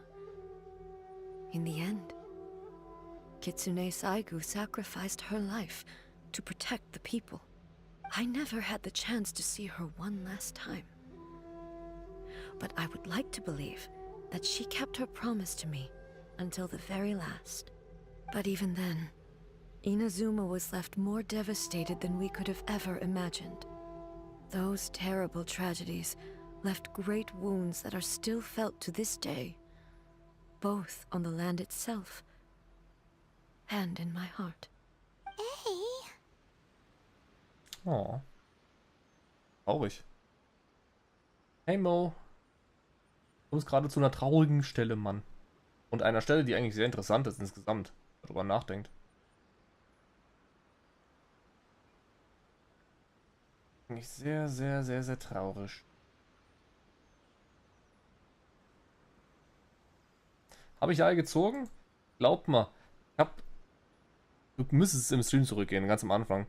Ich habe gepullt, alle meine Puls reingeballert und vielleicht habe ich es in den ersten 10 Puls gepullt. Vielleicht habe ich aber nicht in den ersten 10 Puls gepullt. Wer weiß? Nach. Du wirst halt Spaß haben. Ist es der Verlust, den YAE Miko erwähnt hat? Yes. For the longest time, I couldn't bring myself to face the pain of that loss. All my martial might was in vain. Though I could conquer Tatarigami and vanquish monsters, I was helpless against the ravages of time, powerless to keep the ones I cherished alive. No. But after my clash with human ambition, I thought long and hard. Now I realize I cannot fixate on the past forever. Du steckst also nicht mehr in der Vergangenheit fest. When I traveled around Inazuma with you, I caught a glimpse of how the nation has progressed over the centuries.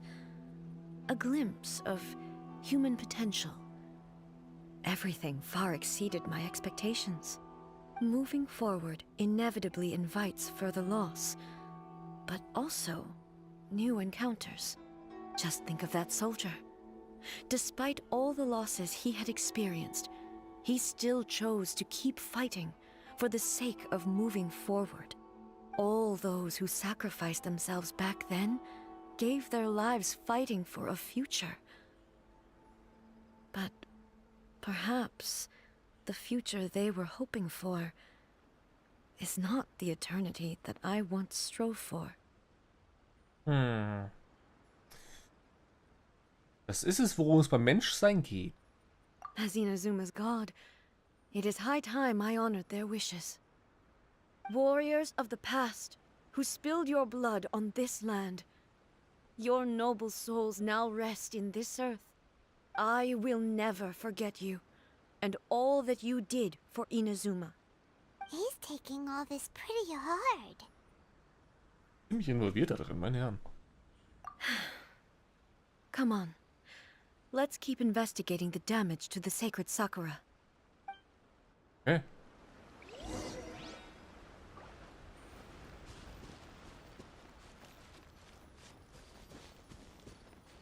Noch mehr blaues Blut.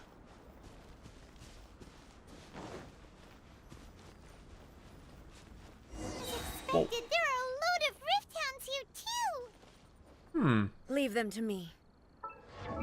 Wir haben eine Shogun bekommen. Yay. Schauen wir mal. Die kommt mit allem auf 8. Es hat also ein bisschen mehr Angriff als meine, glaube ich. Ja, sie hat ein bisschen mehr Angriff als meine. Meine ist aber stärker. Bis auf das hat sie stärker. Meh. Dein Bild ist auf C3, meine ist auf C2. Was hat sie für eine Waffe drauf? Ihre Waffe auf Dingens. Selbe wie meine. Artefakte. Alles Hofritual. Okay. Schauen wir mal. Ist C3 nicht sogar richtig übel, weil einfach die Ulti um 3 verstärkt, was Rogue ist?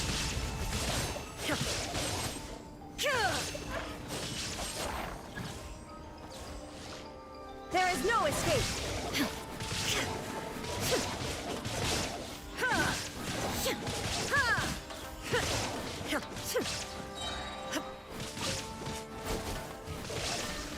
Now you shall perish. It's just a scratch, I swear. Ito. Something seems wrong with A. Ah, sie hat ja eigentlich gezogen. Nein, nein, nein. Hey, geht's dir gut? Why would you ask that? Weil du Hand auf Auge machst. Das ist in der Regel ein Zeichen dafür, dass du irgendwo gleich crazy gehst. Well, usually you'd pull out your sword and swish! Vaporize them all in one go, no? You are unduly concerned. I'm simply conserving my energy. Ah, Although I have some understanding of the situation already, it could take an unexpected turn at any time. I must be prepared for anything. If there are more formidable monsters lying in wait in this area, I must make sure I have the strength to face them. Ah, makes sense. Spoken like a seasoned shogun. The roots seem pretty badly damaged this time. We definitely need to tell the Yashiro Commission about this. gehen mir Geister. Hey, the same light is leaking out again. Ah, genauso wie vorher.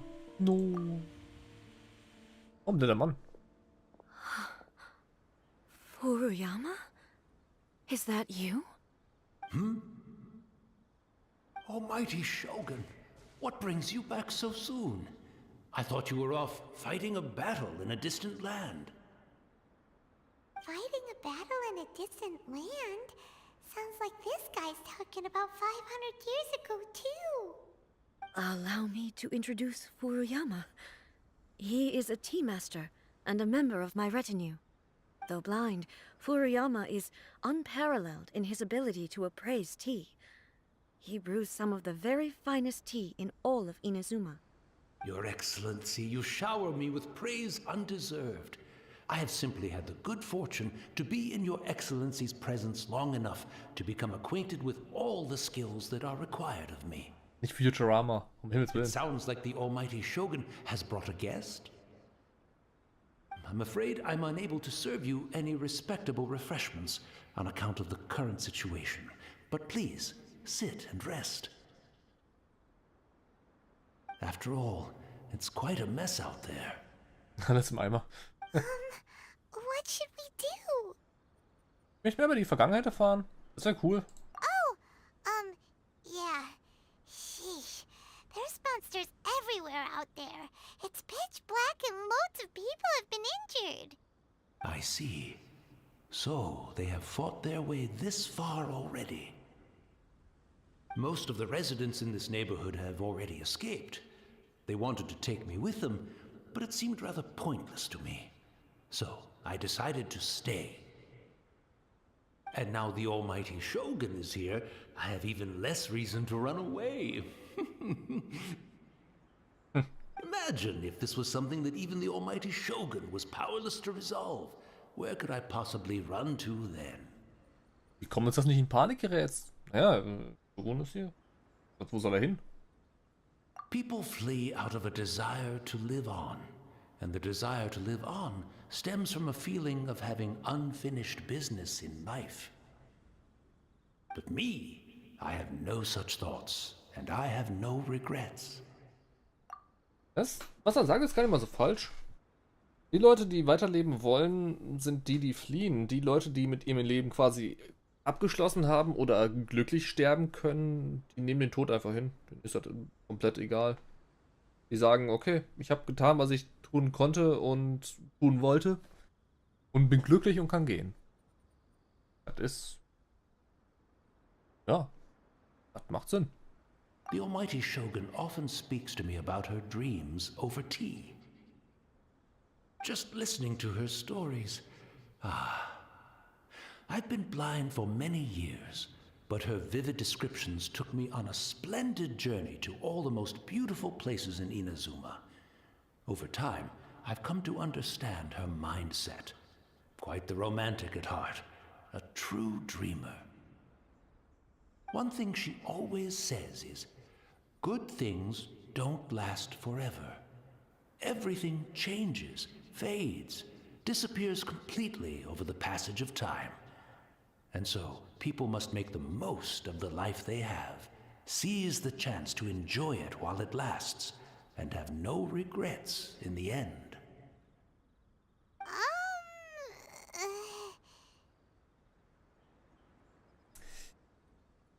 Das entspricht überhaupt nicht der Definition von Ewigkeit.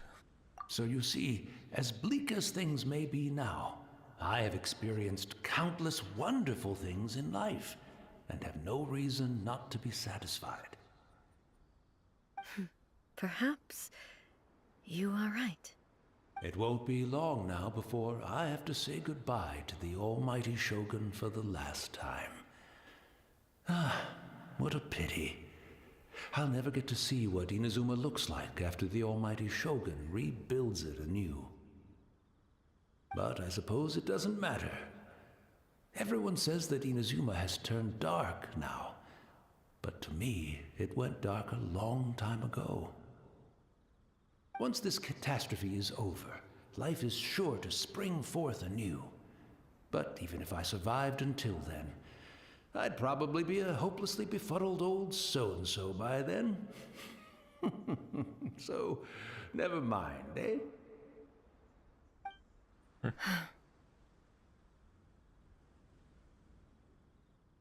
Oh, goodness me. Speaking of befuddled, look at me rambling away to my heart's content and forgetting to serve the tea. The almighty Shogun comes to visit and I don't have the tea ready.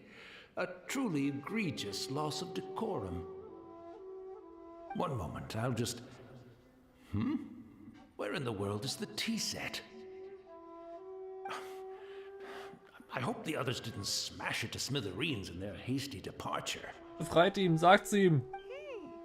Can't see a tea set anywhere around here. Really? But it's always been right by my side. Goodness gracious, what a fool I'm making of myself. Ich will nicht sagen, aber die Story ist momentan sehr emotional unterwegs. Oha, totaler Kontrast von der ersten Story. Wir wissen, was Teegeschirr zu finden ist. I couldn't possibly have my guests fetch it themselves. That would be most discourteous indeed. Don't worry about it. Take a rest. We'll be back right away. Almighty Shogun, you're not going too, are you? No, no, no. Your humble servant implores you, not with the war raging outside. This place is complicated. It's quite unlike the tea house in your memories. Leave it to us. But, well, okay. I never thought I'd see the day that I need the almighty Shogun to personally collect my tea set for me. I can't decide whether it's a final regret or a final stroke of good fortune. Where should we go to find a tea set? Having a cup of tea isn't exactly the most urgent thing to do right now, but at the same time, this lovely old man from 500 years ago has been through so much, and it makes Paimon so sad. I'm also feeling very nostalgic for his tea. Oh, why don't we go to the Kamisato estate? There'll definitely be a tea set we can borrow there.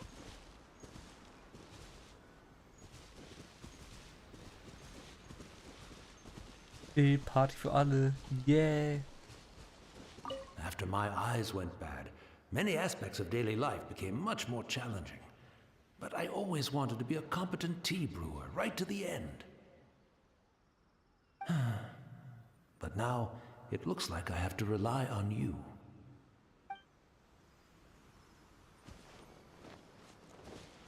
Ich will für den alten Knacker einen F im Chat haben, weil der Typ ist cool. Der Typ ist ein wahrer Gentleman und definitiv ein cooler Diener-Typ gewesen. Ja. Klopf, klopf. Noch ein Teeset. It's the Traveler. And the almighty Shogun. Nee, Paimon fehlt. Gut. How might I be of assistance, Your Excellency? I wish to borrow a tea set from the Yashiro Commission. Oh, sure. I'll fetch that for you right away. Please step into the courtyard and have a rest, almighty Shogun. Oh, and I'll inform my lord about your visit immediately. Ah, and the tea set. I'll bring that here as soon as it's ready. Be at ease. I'm not here to see Commissioner Kamisato. Actually, I'd prefer to spend this time chatting with the Traveler. Please, fetch the tea set at your convenience. No. I am your humble servant. I daren't think of my own convenience when the almighty Shogun graces me with her presence. I'll deal with it right away. Well, it's not often we have the chance to chat. I'm sure you must have a lot of questions.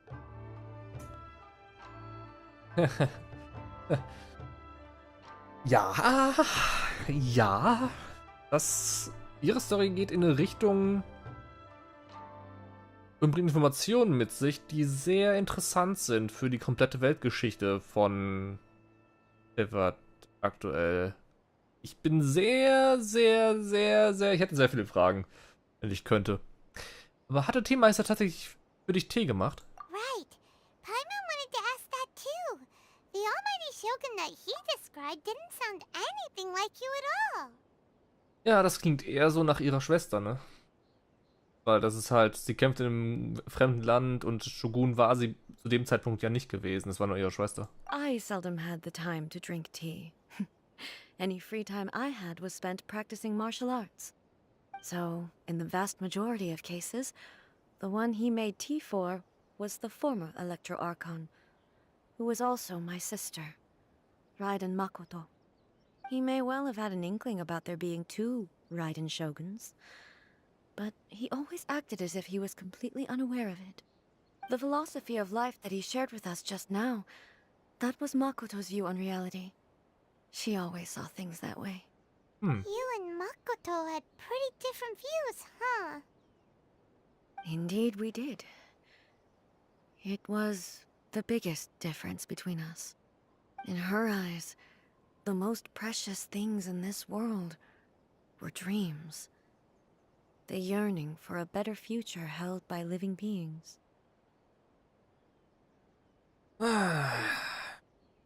Ist schon krass, wenn man genau das Gegenteil ist. Was genau das Gegenteil denkt von dem, was Zwilling denkt. Oder die Schwester. Sag mal Zwilling. Knifflig. Sehr knifflig. Damit ist auch das Begehren gemeint, oder? They are similar, but not identical. When you came charging into the plane of Euthymia, I saw human aspirations light up the sky far above in the form of countless stars. This somewhat shook me. Now, it seems like she was right, while I took the wayward path. Wow. There sure was a lot going on beneath the surface. Makoto saw a bigger picture than I did. In her view, a dream is more imaginary, more abstract than an ambition. An ambition is a yearning for something material, or a concrete outcome. It is finite in nature, and will be replaced by a new ambition in due course. Makoto was more concerned with the force that drives humans to constantly generate new ambitions in the first place. It is something innate, rooted in instinct. In other words, it is something eternal. That's, quite a lot to take in. To put it simply, Makoto wasn't concerned about outcomes. I didn't understand at the time. How can we say that we are maintaining eternity when things are constantly moving forward and evolving? I suppose what it comes down to is the definition of eternity she set out with. Ewigkeit muss nicht Stillstand bedeuten. Ewigkeit kann auch bedeuten, dass Sachen voranschreiten, um alles besser zu machen, um beispielsweise Frieden zu bewahren. Weil wenn alles auf demselben Stand bleibt, guck Fire Emblem, wird es immer Krieg geben. Fire Emblem ist eigentlich ein lustiges Beispiel in dem Fall. Ja, ist immer Krieg. Die führen immer Krieg, die Typen da. Warum? Weil sie Mittelalter verstecken für, keine Ahnung wie viel, 1000 Jahre. Wenn die mal voranschreiten würden, dann gäbe es vielleicht keinen Krieg mehr. Weil sie dann miteinander besser auskommen müssten, eventuell. Schwierig. Das entspricht eher der Sichtweise der Menschen auf die Welt. Yes, it does. I always thought that she must have grasped some elusive, arcane wisdom to arrive at the conclusions she did. But in the last analysis, Makoto's philosophy was, on the surface at least, an elegantly simple one. Notwithstanding that it was also the more prudent choice, based on a more mature, far-sighted outlook. Do you feel you're starting to understand her better now? You have already witnessed my previous views on eternity. Oh ja. But now, I no longer cling to what was lost. I suppose that means our differences have been reconciled. Almighty Shogun, I found a tea set. This one in particular should be fit for your Excellency's use. Oh, ich hab ne Ahnung, was da abgehen wird. Dass der Roboter-Shogun irgendwo eine Fehlfunktion bekommt, weil A so anfängt zu denken wie ihre Schwester. Oh no. It's quite beautiful. Thank you. You are too kind. A humble servant such as I does not deserve the gratitude of the Almighty Shogun. It's all good, sir. She's actually pretty chill. Let us return. We ought not keep Furuyama waiting too long. Ja,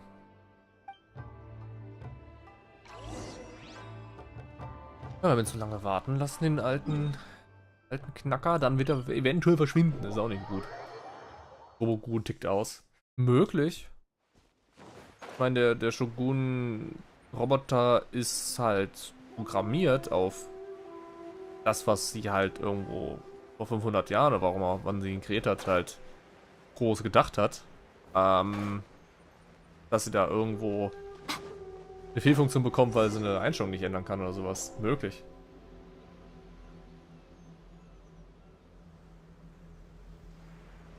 Hey, where'd he go? Ist er schon weg? Ach nö. He wouldn't have gone looking for a tea set himself, would he? Ich würde es ihm zutrauen. Or perhaps the ley lines did not have the power to sustain him for very long. Oh. As was the case with the memory we saw earlier. So we won't get to drink his tea? Du willst Geistertee trinken? We didn't even have a chance to say goodbye. Oh. The information held in the ley lines is complex and disorderly.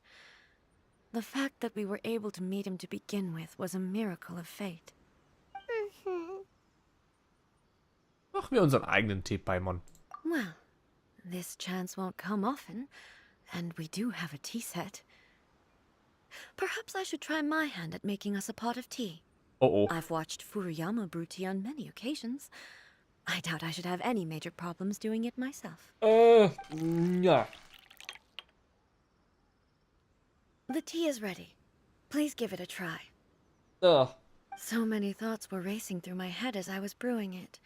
I'm not sure how to explain it. Sie kann nicht kochen. Sie kann legit nicht kochen. An ihre Fähigkeiten. Sie kann nicht kochen.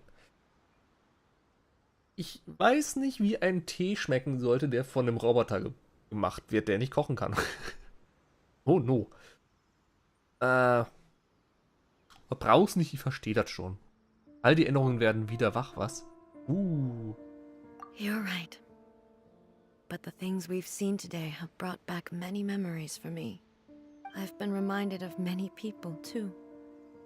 Kitsune Saigu, Makoto, and all the other friends who I watched pass even further back.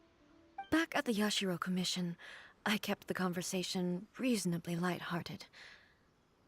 But now, I'd like to broach a heavier topic, if I may. The events of 500 years ago not only robbed me of my friend, Kitsune Saigu, they also took Makoto away from me, for good. She died in that disaster too? Yes. She went to Conria alone, without telling me. Oh. Unlike me, Makoto was no martial artist. Whenever similar crises had arisen in the past, I was always the one to face them in her stead. But this time, the circumstances were so grave that Makoto had no choice but to leave me behind. Or perhaps it was more that she went ahead of me, put herself in front of me, so that I would remain hidden.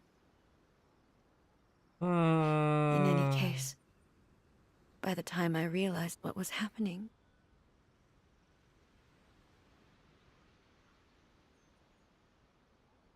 Ich glaube, der Bot ist ein bisschen kaputt.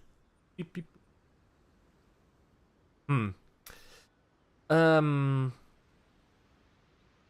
Also in anderen Umständen, also in anderen Sachen, die sie hatten in der Vergangenheit, ist dann immer an die Front gegangen und hat die Leute kaputtgeschlagen, aber in dem Fall hat dann Makoto sich da vorne hingebrettert. Ist dann die Frage, warum?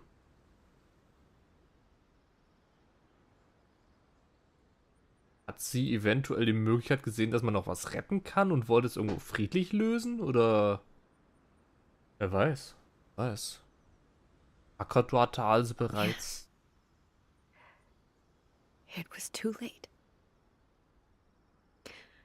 I arrived only in time to hear her dying breath.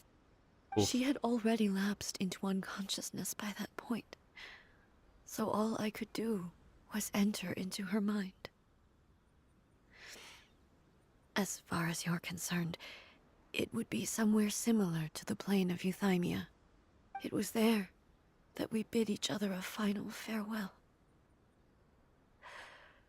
I cried bitterly. Even in those final moments, I couldn't understand her actions. Why did she go to Conria first, and not I? Why did she keep me in the dark about it? Was it to shield me? It was there and then that I resolved to pursue eternity.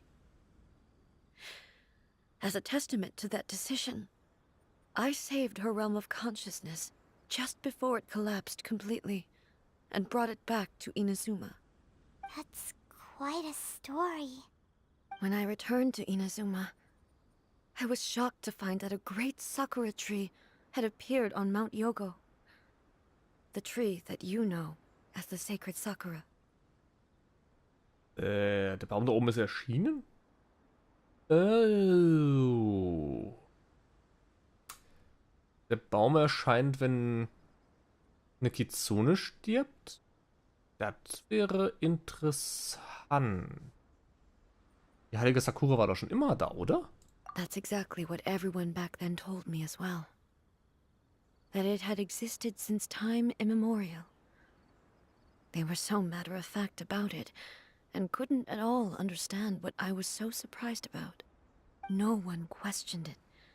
And yet, its presence contrasted so starkly with the area as I remembered it. It seemed as if I was the only one to have noticed it appear suddenly out of thin air. In the end, I simply had to accept that it was a miraculous effect of Makoto's consciousness. With the help of the sacred Sakura's power, I was finally able to overcome the monsters and quell the disaster in Inazuma. This is all really hard to understand. Kinda beyond Paimon's level.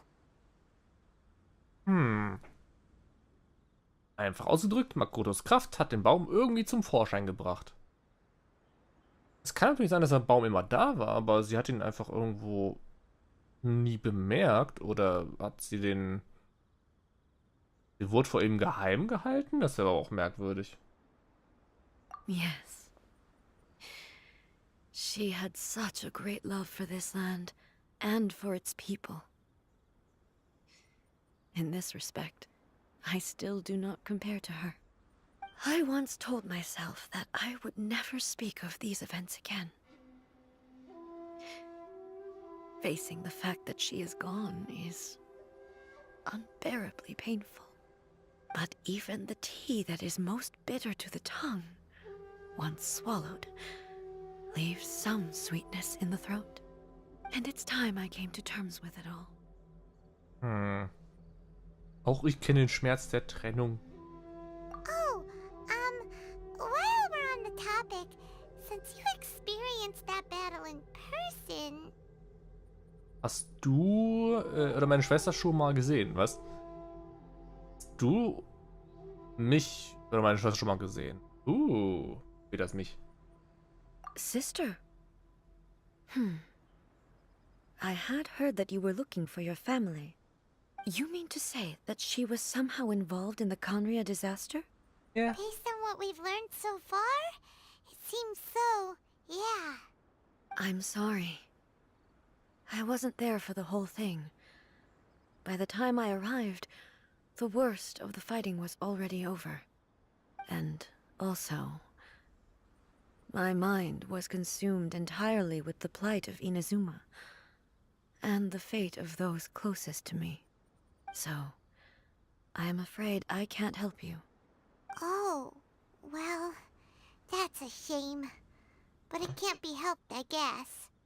Boy, both of you have experienced great tragedy. With this last cup of tea, let us honor the Tea Master's memory. Thank you, Destiny, for giving us the chance to meet again. We should go. Let's keep following the traces. Very well. Based on my investigation so far, I believe this next pack of monsters should be the last. Oh! Die Story insgesamt ist echt sehr traurig irgendwo. Sehr, sehr traurig irgendwo. Unten? Da oben? Gab es nicht irgendwo einen kleinen Eingang an der Seite oder so? Ich gab ja irgendwo einen kleinen Höhleneingang an der Seite mit einem Dingen. Ah, nee, da vorne geht's weiter.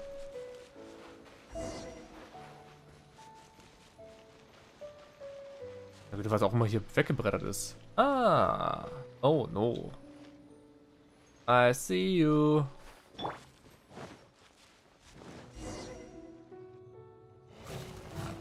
Hello. Once again, Please leave them to me. Sure. Hey, are you sure you're all right? You're scaring us. Fear not. Fighting is what I do best. Uh-oh. Shine down! Ha! Ha! Ha! Ha!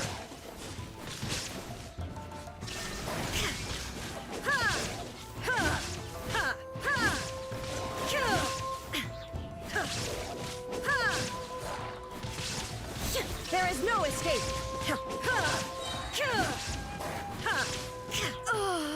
What? No! What the Are you all right? What the fuck? I'm fine. Stunt? Bullshit. Torn to oblivion! Hat die gerade massiv viel Damage geknallt mit der Ulti? Holy shit. What the? Boah.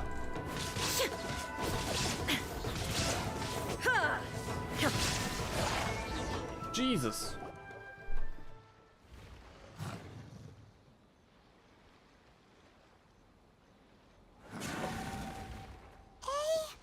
Maybe you should leave this one to us. Dir scheint es nicht gut zu gehen.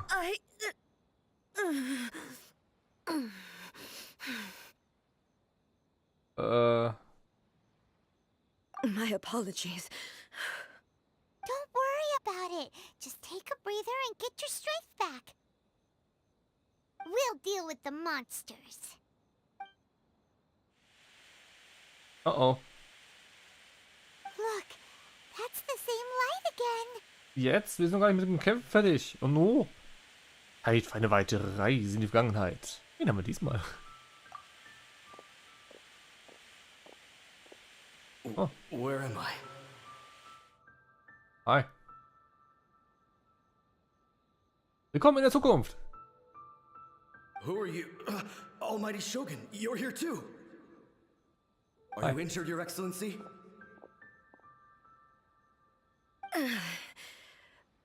I'm quite all right. Just feeling a little stiff. We, the Shogunate Samurai, will defend the Shogun until the very end.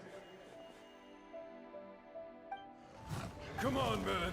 They're coming back for more. Let's get them. Don't! It's too dangerous. Danger is our duty, ma'am. If we were the kinds to shy away from danger, we never would have taken up arms to begin with. No need to worry, Almighty Shogun. When the situation looks bleak, we will draw on the power granted to us by the gods. Is that a vision? It certainly is. I know the gods are omnipotent, and their willingness to grant their power to humans means they have high expectations for us. If the Almighty Shogun is in trouble, now of all times is the moment for us to honor that. So that's how samurai of that era understood visions, huh? So voller Hoffnung. Nobody knew where your excellency had gone, and we were starting to despair. But now we've found you. You're right here with us. Just the sight of you appearing before us once more has reignited the hope in our hearts. This hope is the light that will guide us out from the darkness. Everyone, on me! We'll help too! Ja, müssen wir ja wohl. Huh? Affirmative, but watch your backs.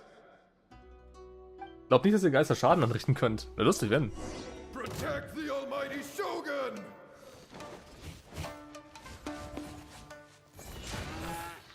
Oni coming through! Ah, dass man uns nicht den Traveler dahinstellt mit überpowerten Fähigkeiten oder so.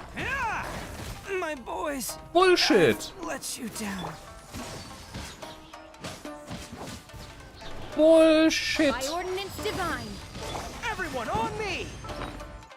Ich muss mal kurz heilen. Wo ist mal wieder Belebungszeug? Da. Du. Main DPS, Mann. Oh, ich habe fast keine Heilungssachen dabei. Ey. Magst du Pudding? Gut, ein Pudding. Attaboy!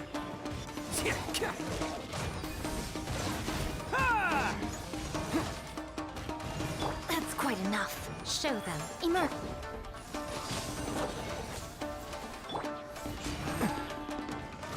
Ich mag diese kleinen Dreckshunde nicht. Ah!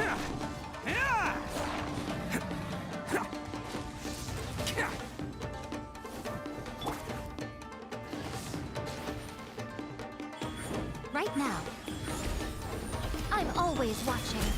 The fun. Oh, is come on. over. Sure! Ich hasse diese blöden Dreckshunde. Ich hasse in der Domain, wo man sie bekämpfen muss. Ich hasse sie hier.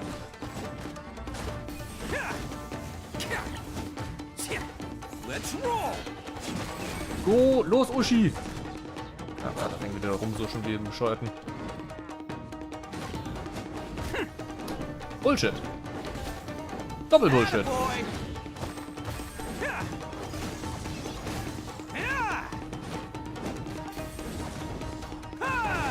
Boah, dreckige Viecher.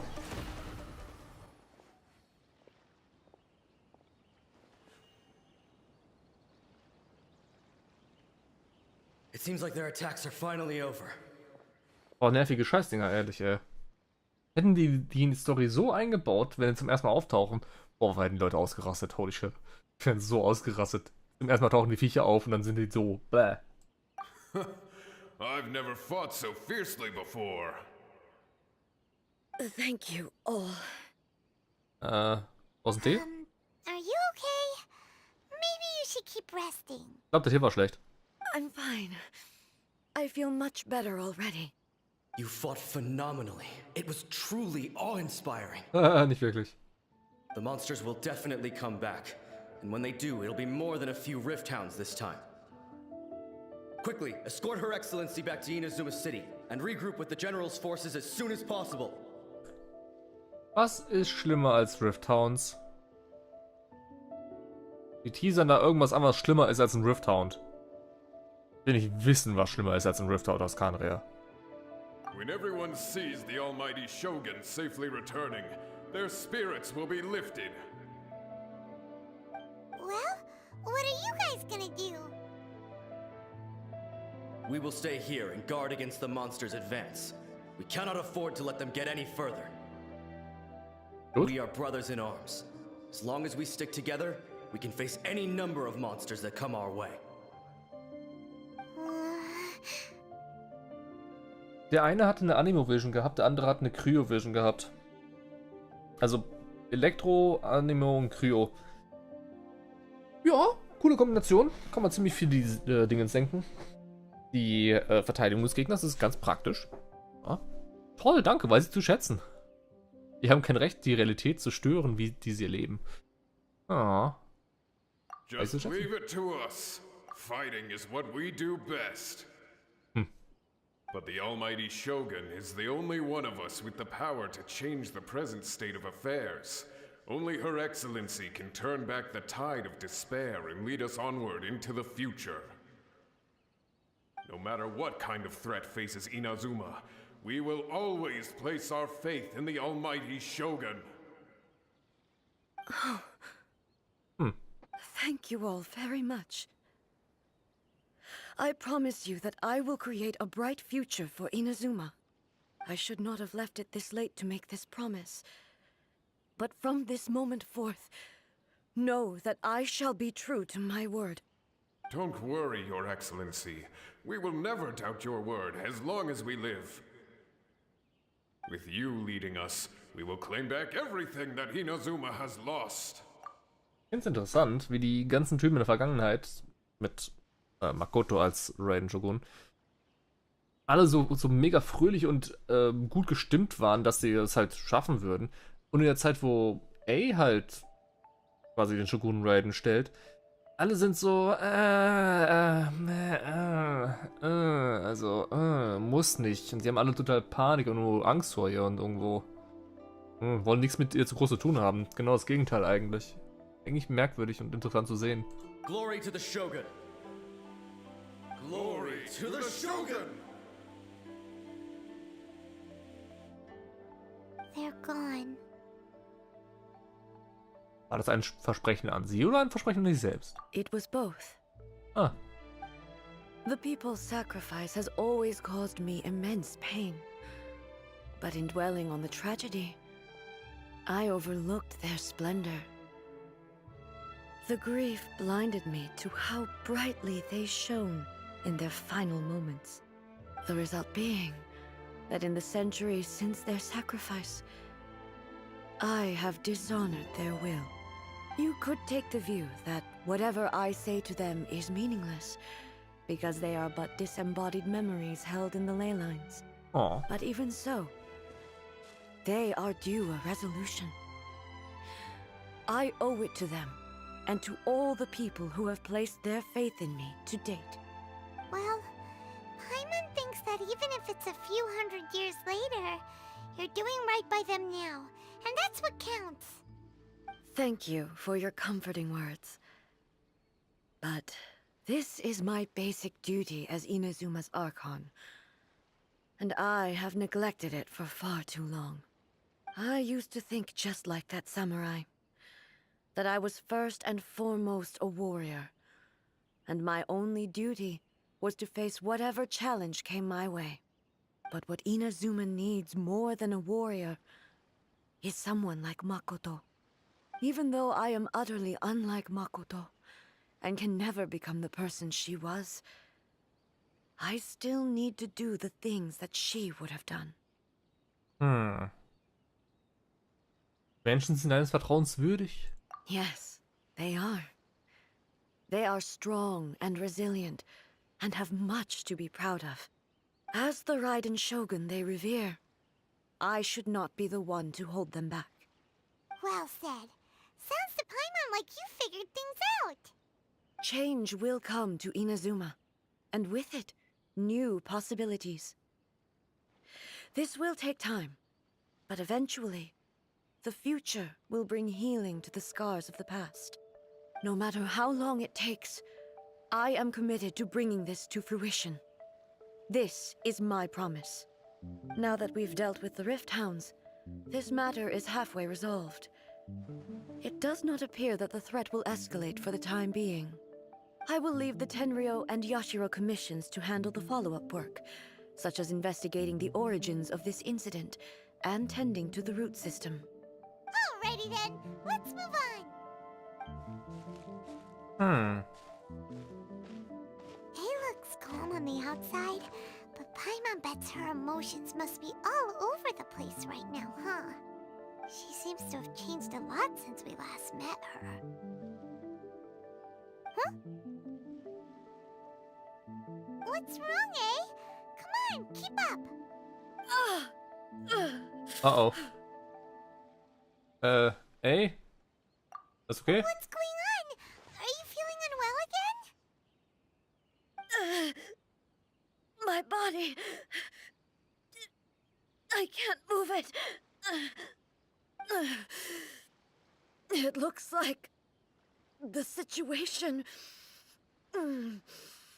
is more serious than I thought. Oh boy. Ich sehe schon ganz, ganz viel Zeug, was Leute mit der Szene anstellen werden. Oh boy. Vor allem die Bilder, wie der Traveler die Kuh trägt. So, ich trage dich mal in die Stadt rein. Guck mal, was die Leute sagen. Oh no. Oh no. Da wird eine Menge Zeug geben. Soll ich in die Stadt zurückbringen? No need. She is calling me. Sie? The time has come. Huh? Can you help me walk? I need to go to the cave below the Grand Narukami Shrine. Why? What's in there? A battleground. One where I shall sever ties with the past and take the first steps into the future. Oh. Sind das die Überbleibsel, die sie von Can't catch me. Makoto noch hat, in ihr, die raus wollen, raus müssen, die sie sich befreien muss von? Oder...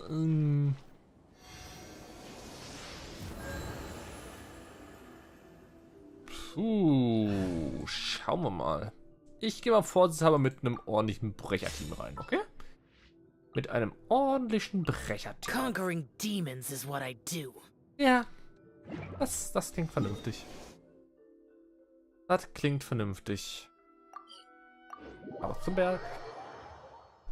Ich habe ein bisschen, ja, ich vermute, da wird ein bisschen was bei rumkommen. Oh boy. Wir müssen sogar nach unten dafür. Habe ich eigentlich eine Belohnung mitgenommen gehabt? Ja, doch. Schade. I could get used to this. Da unten. Nicht dahinter. Ach, hier. Da drin. Da braucht man, um hier reinzukommen, ist so eine fette Wand. Da braucht man ziemlich viele Punkte. Viele Kisten muss man geplündert haben, um das zu machen. We're finally here. The entrance should be nearby. Okay. Oh. What the? Das ist... Wo kommt das näher? Whoa! Where'd that Torii gate come from? Ein Tori-Tor. Das ist der Eingang zum Schattenreich. Oh no. Reich der Schatten. Geht's dir gut? It's getting worse again. Oh. But it's fine. I'm happy. I'm about to put an end to it all. This is a place I once sealed off with my own hands. The entrance to Raiden Makoto's realm of consciousness. Uh-oh. It looks like she will no longer allow me to do with this body as I please. Huh? What are you talking about? And who is she? Makoto? Hat sie den Körper von ihrer Schwester mitgenommen? Und den quasi dann umgebaut? Sodass es nicht ihr eigentlicher Körper ist? Oh boy. Please no.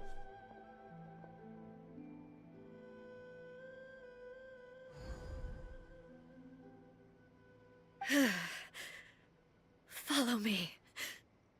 Uh-oh. Where are we go?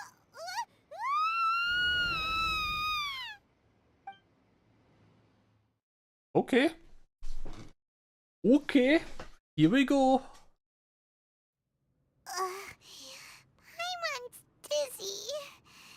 Where did we get sucked into this time? Ich weiß es nicht. Sieht aus wie der Mond. Hi. Whoa. This place. Das sieht den utomischen Gefilden sehr ähnlich, nur ohne Tore. Look over there. It's another A. We meet again, traveler. This body is an assistant to the one within, but it is also the guardian of the rules. Oh. Should the one within wish to stray from the rules, this body shall stand in her way. Wait. Paimon knows that voice. Is that the puppet? You have wandered the realm in my body, and you appear to have grasped the true essence of eternity. You believe your present self has greater certainty than your former self. Thus, you believe your present self is correct, don't you? But have you really been enlightened with new ideas? Or have you been degraded by irreversible erosion? I'm here to show you my answer. We are both warriors, and the dialogue we must now have shall be conducted by the blade alone. Wait. The atmosphere in here just took a turn for the worse. In der Konflikt? Oh no. Are you alright now? The discomfort I was experiencing earlier was caused by the Shogun rejecting my continued use of her body. Hold it. As she indicates, once I started entertaining the idea of change, I became hostile in her eyes. But inside a realm of consciousness, I exist independently of her. She cannot affect me in this way. Though she is a puppet, the Shogun has her own consciousness too. When necessary, she appears here to confront me. Hold it. Ich hab's vorausgesagt. Ohne Scheiß. Ich hab gewusst, dass wird irgend so eine Scheiß passieren. Oh no. Ich glaube, das hattest du schon mal erwähnt. Ist es ihr System, um sich vor Veränderungen gegen die Ewigkeit zu schützen? Oh ja. Paimon gets that everyone has their internal battles and stuff, but not like this. It's a bit extreme. Findest du? Ich find's cool. Ich find's cool, so innere Konflikte so zu lösen. Hey, showdown with the Shogun? Never Nice to thought we'd see that day. The rules I set for the Shogun are... No. The Shogun herself is the manifestation of my past ideals. The very foundation stone of eternity. It shall not be easily swayed. I would not try to change her if it wasn't necessary. Isn't there any other way? Can't you talk it through or something? Mit einem Roboter, der nur auf Dingens basiert, auf falscher Logik zu argumentieren, mit Wortgefechten, das wird nicht funktionieren. Ey, ist niemand, der sich einen Fluchtweg offen lässt. But they both just want the best for Inazuma. My form is a symbol of supreme majesty, in which has been vested power over all the realm. It is the cohesive embodiment of all that constitutes the Raiden Shogun. It inherits A's pain, the pain of inevitable loss that comes as she moves forward. So too does it inherit her determination to reach eternity. Every action undertaken is for the sake of resisting erosion. Determination, courage, love, hatred. All of these will be degraded and distorted by the incessant flow of time. Only rules shall remain constant for eternity. Those were my thoughts when I created you. Now, they are towering obstacles that I have no choice but to overcome. You wish to make yourself my enemy? I am your past, the everlasting law, the guardian of eternity. And I am she who promised a dream to her subjects. Raiden A. Oh boy. In the end, even the proud and mighty Oni Maiden was cut down and disgraced. Though your blade has been cleansed of her blood and filth, never shall it shine as brightly as it once did.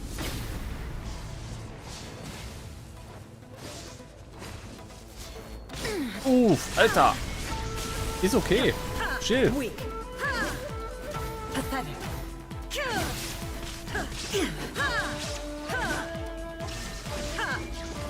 Now you shall perish.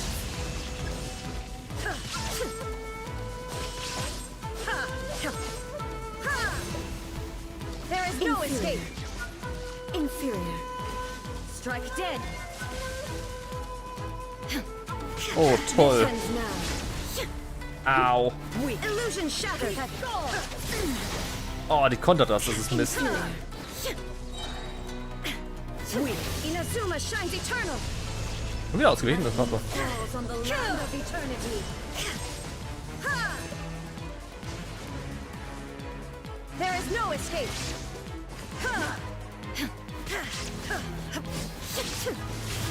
Oh, alter Verfalter. Chill. Weak. Illusion shattered.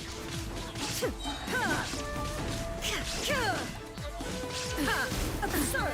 Absurd. The eye sweeps the lands.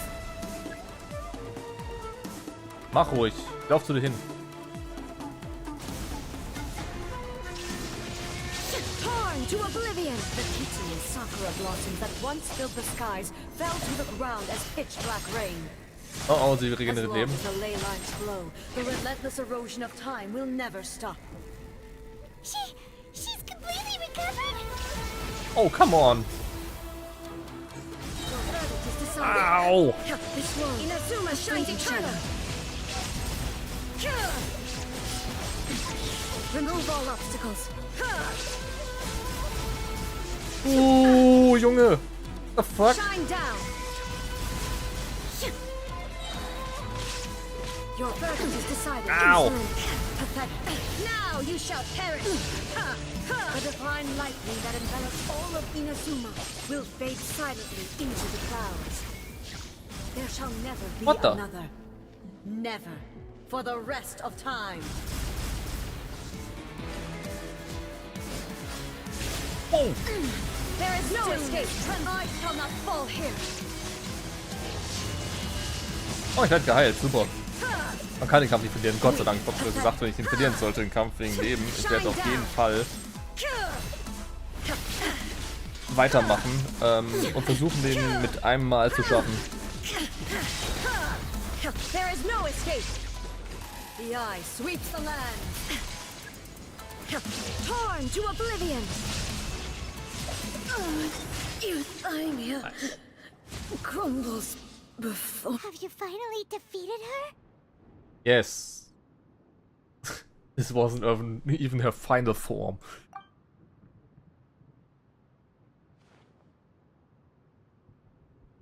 It appears your martial prowess has not dulled. But how long can your will remain strong? Die Shogun-Puppe ist doch nicht unbesiegbar. Diese Musiker. In this realm of consciousness, her existence is tenacious indeed. She was built to resist erosion. Her will is stronger than any other living beings, including you and me. Sie hat keinen großen Willen. Does that mean this is gonna be a never-ending battle? Maybe. But I have to prove to her that my present will is no product of erosion. The future I shall forge will be a grand undertaking, one that will be resistant to erosion. If I don't do this, the Shogun's rules can never change, and Inazuma can never move forward. This is my duty. No matter how long this battle may last, months, years, centuries, and no matter how many times we must fight, I will defeat her. Was passiert in der Zwischenzeit mit Inazuma? 500 years ago, humanity proved their strength in battle. Here in the present, they rely on their ambition to challenge wayward practices, tear them out like the diseased wood of an old Sakura tree, so that new, healthy branches might spring to life in their place. It is about time that I learned to trust them. Kannst du es ertragen, die Menschheit sich selbst zu überlassen? Alle blicken auf den Shogun als Hoffnungsträger. Ja. I understand that. But if the dreams of which Makoto spoke are true eternity, a short moment for which the Shogun does not exist is nothing to fear. I fight for the everlasting future of Inazuma. However long the battle may last, it is but a drop in the ocean of eternity. I vow to the subjects of Inazuma that I shall one day return. This is my oath. Please, be my witness. During my absence, I place everything in Miko's hands. But this means that... Pass on my words. Ey. Das ist eine interessante Art und Weise, den Charakter aus der Story rauszuschreiben komplett. Oh no. Looks like we got kicked out. Ja, super. Nein, ich habe mit Lost Ark noch nicht angefangen. Werde ich vielleicht demnächst tun. Oh, what do we do? Are we really just gonna leave A and the Shogun to keep on duking it out in there forever? Ja. It was making sense. And maybe this is the only way to change the Shogun's rules, but still... Er hat keinen physischen Körper mehr und ist auf den Shogun angewiesen. Ah, ja, super. Das kann nicht der einzige Weg sein. Wie will denn A bitte, oder was wird denn der Roboter machen, wenn die Kontrolleinheit weggeht? Also wenn die Person, die den Roboter antreibt, verschwindet. Der Roboter wird selber verschwinden. Oder kaputt gehen, nicht mehr agieren können. Ins Bewusstsein rein, raus, sonst was. Der Roboter wird einfach komplett nutzlos. Oder etwa nicht. Oder der wird komplett durchdrehen, der wird komplett alles vernichten, ey. Uff. Der wird dann alles als Feind ansehen. Das ist so richtiger... richtiger Terminator wird das dann. Oh no. Right? Also, A can be pretty stubborn at times and has a history of rushing into difficult situations.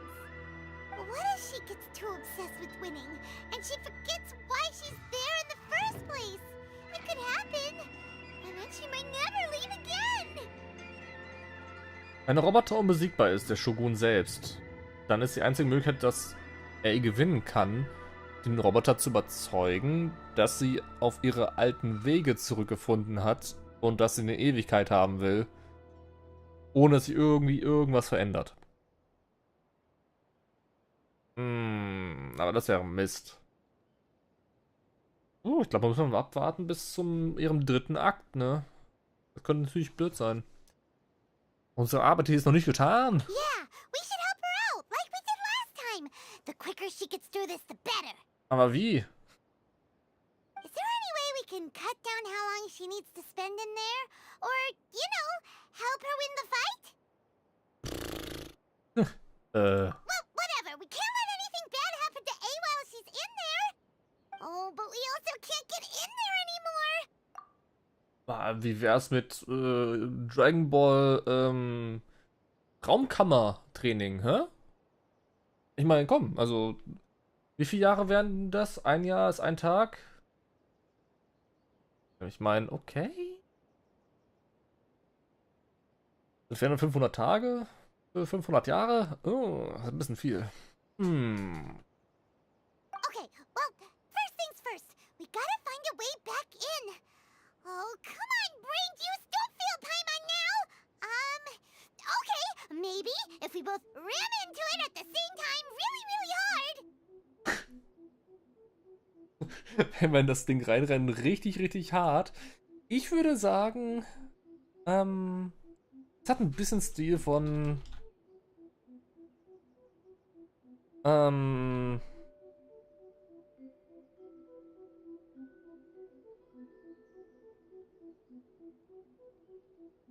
hat ein bisschen den Stil hiervon. Oh, habe ich's.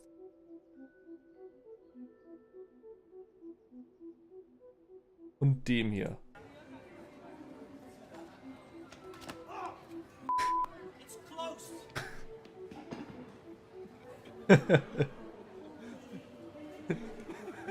Der Typ, der wirklich eine Wand rennt, der Hogwarts rein will. Oh. Ja, wir müssen mit YAE und Miko reden. Das wird, glaube ich, das Einzige sein, was wir machen können aktuell. Oh, you're right. Paimon nearly forgot about her. Wie kannst du die vergessen? Who knows if she really understands these consciousness realm plane thingies more than we do, but there's no one else we can turn to. All right, up the mountain we go.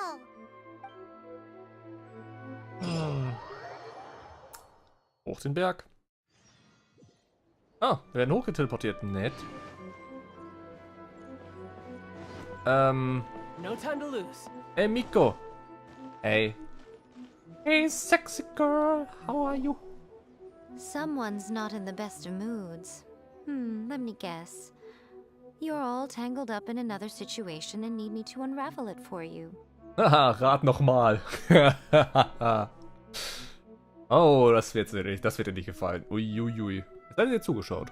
I hope you realize how lucky you are.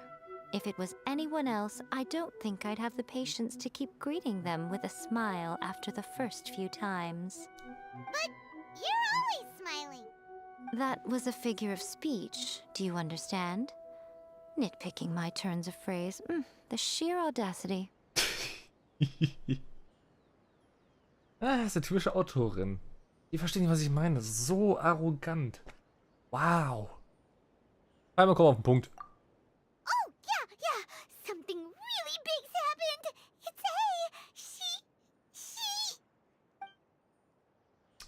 Dann erzähl ich alles. Easy me. Oh, okay, I see. Bumm. So, A's decided to palm Inazuma off on the humans, while she goes off on her own to fight a fierce battle that doesn't even have an end date. Ja. Impossibly stubborn. Jumps straight to the most extreme course of action imaginable. Presumes her sheer will can see her through, despite a near impossible goal that requires nothing short of the very peak of her abilities. Yes, that sounds like A all right. You know as well as I do that she's always been like this. Why start fretting about it now? Sie stürzt sich hinein, ohne nachzudenken. Dieses Duell ist ernster als alles bisher Dagewesene. Rushed into it without thinking. Well put. Oh, she acts like such a child sometimes. So you seem to be under the impression that I am able to offer some sort of help? Who gave you that idea? Wie? Is she playing dumb? She's doing this on purpose, for sure! Uh-huh. You're learning, little one. But really, the truth of the matter is that I don't know much more about Raiden Makoto's realm of consciousness than you do. All I know is that it's the foundation of the sacred Sakura, and from what I've heard, it's a little different from A's plane of euthymia. Because Raiden Makoto is no longer alive?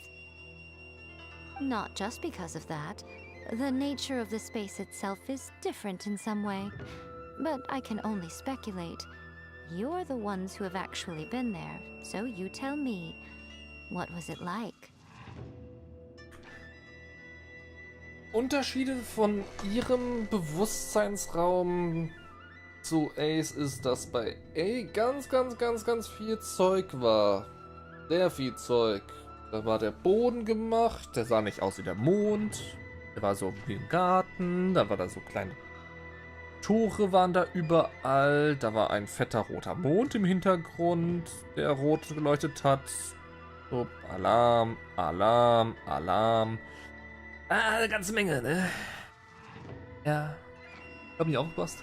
Keine Unterschiede bemerkt. Anyway, we needn't worry about the details too much. It'll just be a little difficult to explain things later on, that's all. First things first. Follow me to the entrance. Okay.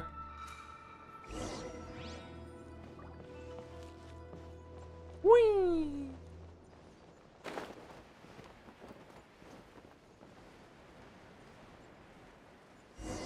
Hello. Me. Now then, I always have my ways. It's just a question of how crafty I need to be. Na dann, mach mal. Bin gespannt. To the outsider, the realm of consciousness is a very abstract concept. Luckily, I'm A's familiar, so I can sense her rough whereabouts.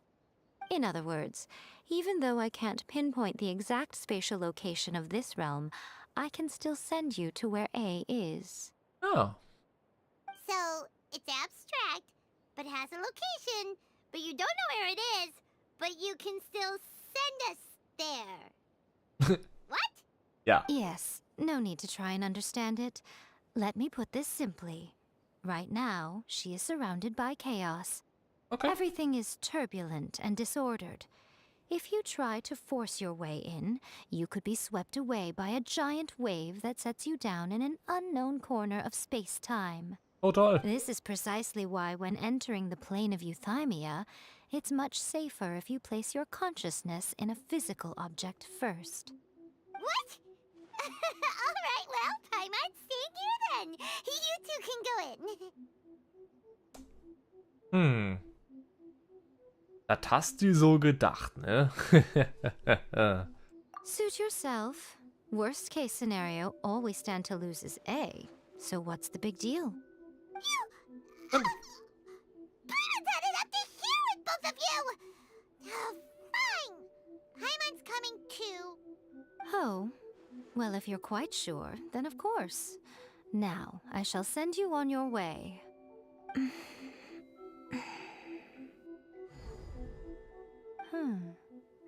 I say. Was denn? Was denn? Oh, nothing. It just seems extraordinarily chaotic, that's all. My suspicions have been confirmed. By the way, remember to focus constantly on your heartfelt wishes when you enter inside. Only a strong enough will can prevent you from being swallowed by the giant waves of abstract space. Only if you are strong enough can I deliver you to the right destination. Ja, sicher doch. Well then, the door's open. Hop on in. I'll stay outside and provide what stability I can. I'll be ready to respond if anything happens. I'm placing my god in your capable hands. Okay. For my sake and for Inazuma's, please. Bring her back. Okay. So, you better know what you're doing. Wir werden nicht scheitern. That's enough chatter. Get to work. Oh boy. Here we go.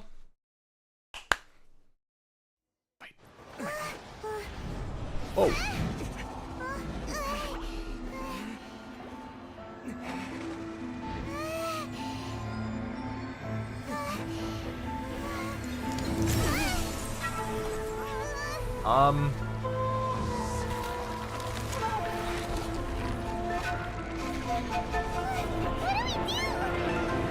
Remember to focus constantly on your heartfelt wishes when you enter inside. Only if you are strong enough can I deliver you to the right destination.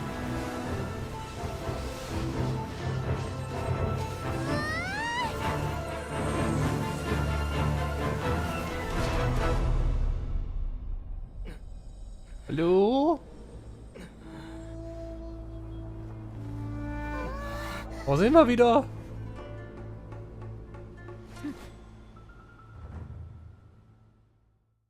Oh well, shit. Huh? Hi. I'm back. How can this be? You have returned. But how were you able to get back in? And how come you have not changed at all in all these years? Jahren? Was? Wir sind 5 Minuten gerade weg. 5. Das ist wirklich eine Time Chamber. Holy shit. This is a duel to remember. It is as if we have returned to the moment when the laws of eternity were first established. Your will today is as strong as it was back then. Over countless battles, not once have you lost, and never have you shown the slightest hesitation. Had I made all enemies of eternity stand against you, you still would not have wavered. For your firm commitment to enforcing the rules, you have my admiration too. You bring honor to the title of Guardian of Eternity.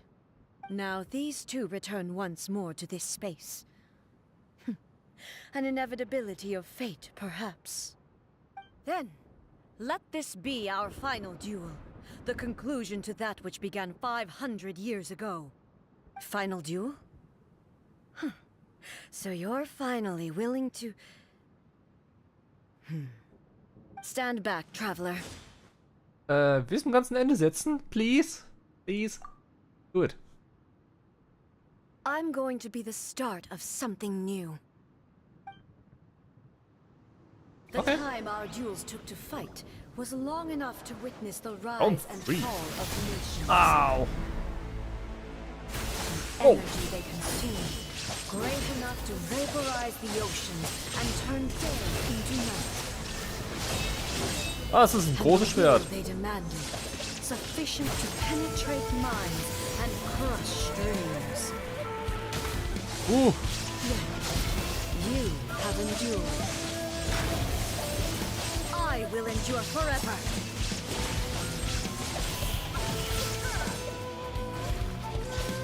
Witness Oh Gott. final calamity. Wow!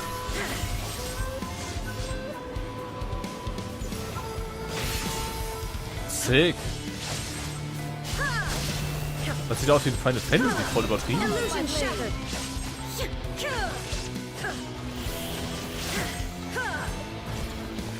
Eternity is in my hand.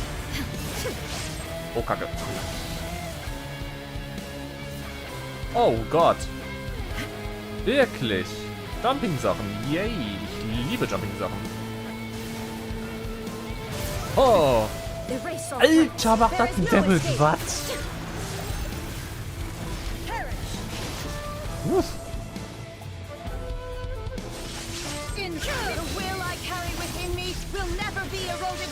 Ich wäre gestorben.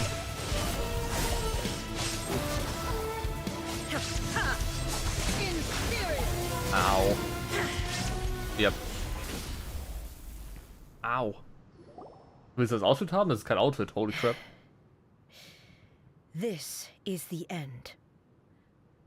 You have won. Cool. I believed you were incapable of transcending the past. But it seems my belief was baseless, and I underestimated your spirit. But a will that cannot be eroded has no way to embrace the future. You need not worry about the future, and you aren't alone. I know your power more than anyone else. Had I relied upon my strength alone, I would have lost this duel for sure. Yet, my reason for fighting redefined my martial prowess and redrew my limits. I now carry the gaze of the myriad of expectant eyes that look to the light in the heavens. And whenever I think of this, I feel something stirring within Musou Ishin. The blade that I inherited from Makoto seems to be trying to guide me, to encourage me. I noticed it also. Just now in the heat of battle, it seemed to unleash a new and unfamiliar power. This power is beyond the limits of my understanding. This blade belonged to Makoto. Perhaps it can only respond to me with its full power when I truly understand and believe in her. When I clasped Musou Ishin in my hands, I had the feeling that she was by my side once again. It was at once a familiar feeling and a strange one. Makoto barely wielded a blade in her life, and yet her blade brings me closer to her. You have my approval. Your present will is not the product of erosion. I shall no longer stop you from attempting to modify the rules. From this day forth, this body will remain your assistant. I won't design any more rules that can never be changed. You used to represent my past, but from today onward, you are me. Makoto never saw me as a fearless weapon. Likewise, I should not regard you as a mere tool. You truly have changed. I suppose this is what humans call growth. I understand. I shall become your shadow, just as you were once Makoto's shadow. The duties I perform will not change. But as a warrior, I look forward to the chance to fight like this again in the future. Do you say this because you have not yet reconciled yourself with your defeat? It was simply a new experience for me. One that is worth reliving. Have you finished fighting then? Like, for real this time? Ich find's irgendwo lustig. Der Shogun Raiden, der Roboter, agiert jetzt so wie YAE damals bei Makoto, irgendwo als ihr Schatten. Wow. Das ist eigentlich sehr interessant. Und wenn der Shogun, oder wenn YAE irgendwann mal aufhören sollte zu existieren, aus irgendeinem Grund, wird dann der Shogun die neue Makoto? Interessant. Denk mal drüber nach. Huch.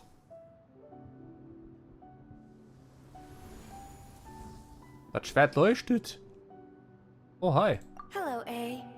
And greetings, those who have come to bear witness. Yo. I am Raiden Makoto, the previous Electro Archon, who failed in my duties and left you all to pick up the pieces. Aw. Makoto? I'm so happy. You've come so far. I always knew you would make it here in the end. I left a faint fragment of my will in Musou Ishin, so that in the moment that you unleashed its full power, I too would be released. A convoluted way to reach you, but... well, You held such deeply entrenched views at the time that you wouldn't have listened to a word I said. There was no time to wait for you to have a change of heart. Please forgive me. All I could do was find some way to wait until you came to me. But you never mentioned this to me. Everything happened so suddenly. I'm sorry. I've always felt terrible for having to entrust Inazuma to you all of a sudden. I should have been the one to impart these ideas to you, a little at a time, to dissuade you from your pursuit of stillness. Did you know what was about to happen in Conria? I had some sense of it. That place was not somewhere that any Archon could afford to ignore. In my present form, I can no longer perceive time.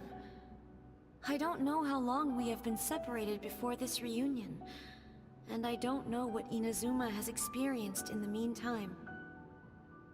But I know that this must have been an extremely arduous journey for you.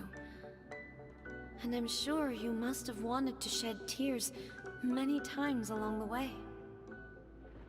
Don't look down on me. See? You admit it.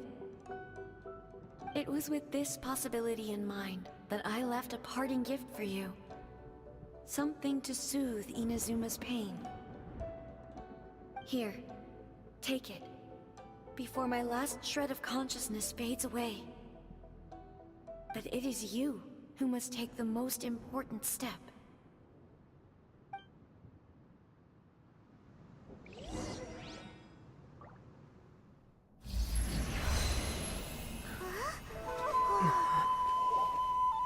The light turned into a seed? The miracle tree that blesses the people, in this moment new to the world and yet to be known. When to plant it, where it shall bloom. She who brings it into being must let her heart and dreams decide. Grant it life, eh? Is it really?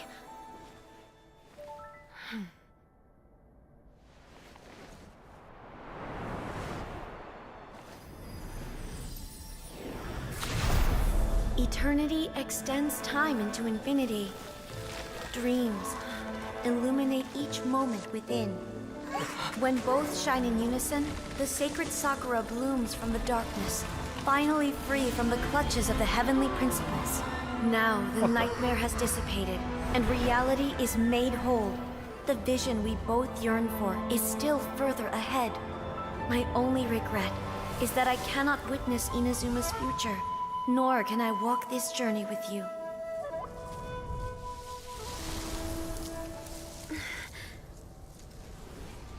Do you know, I am so happy right now, because my final wish has now come true. Your polearm once protected me from countless calamities. For this, I've always felt indebted to you. Though I could never repay you in full, this sacred Sakura will buy you some time until you are ready to awaken and embrace the new. What do you think? Did it do the trick? This time, it really is goodbye, eh?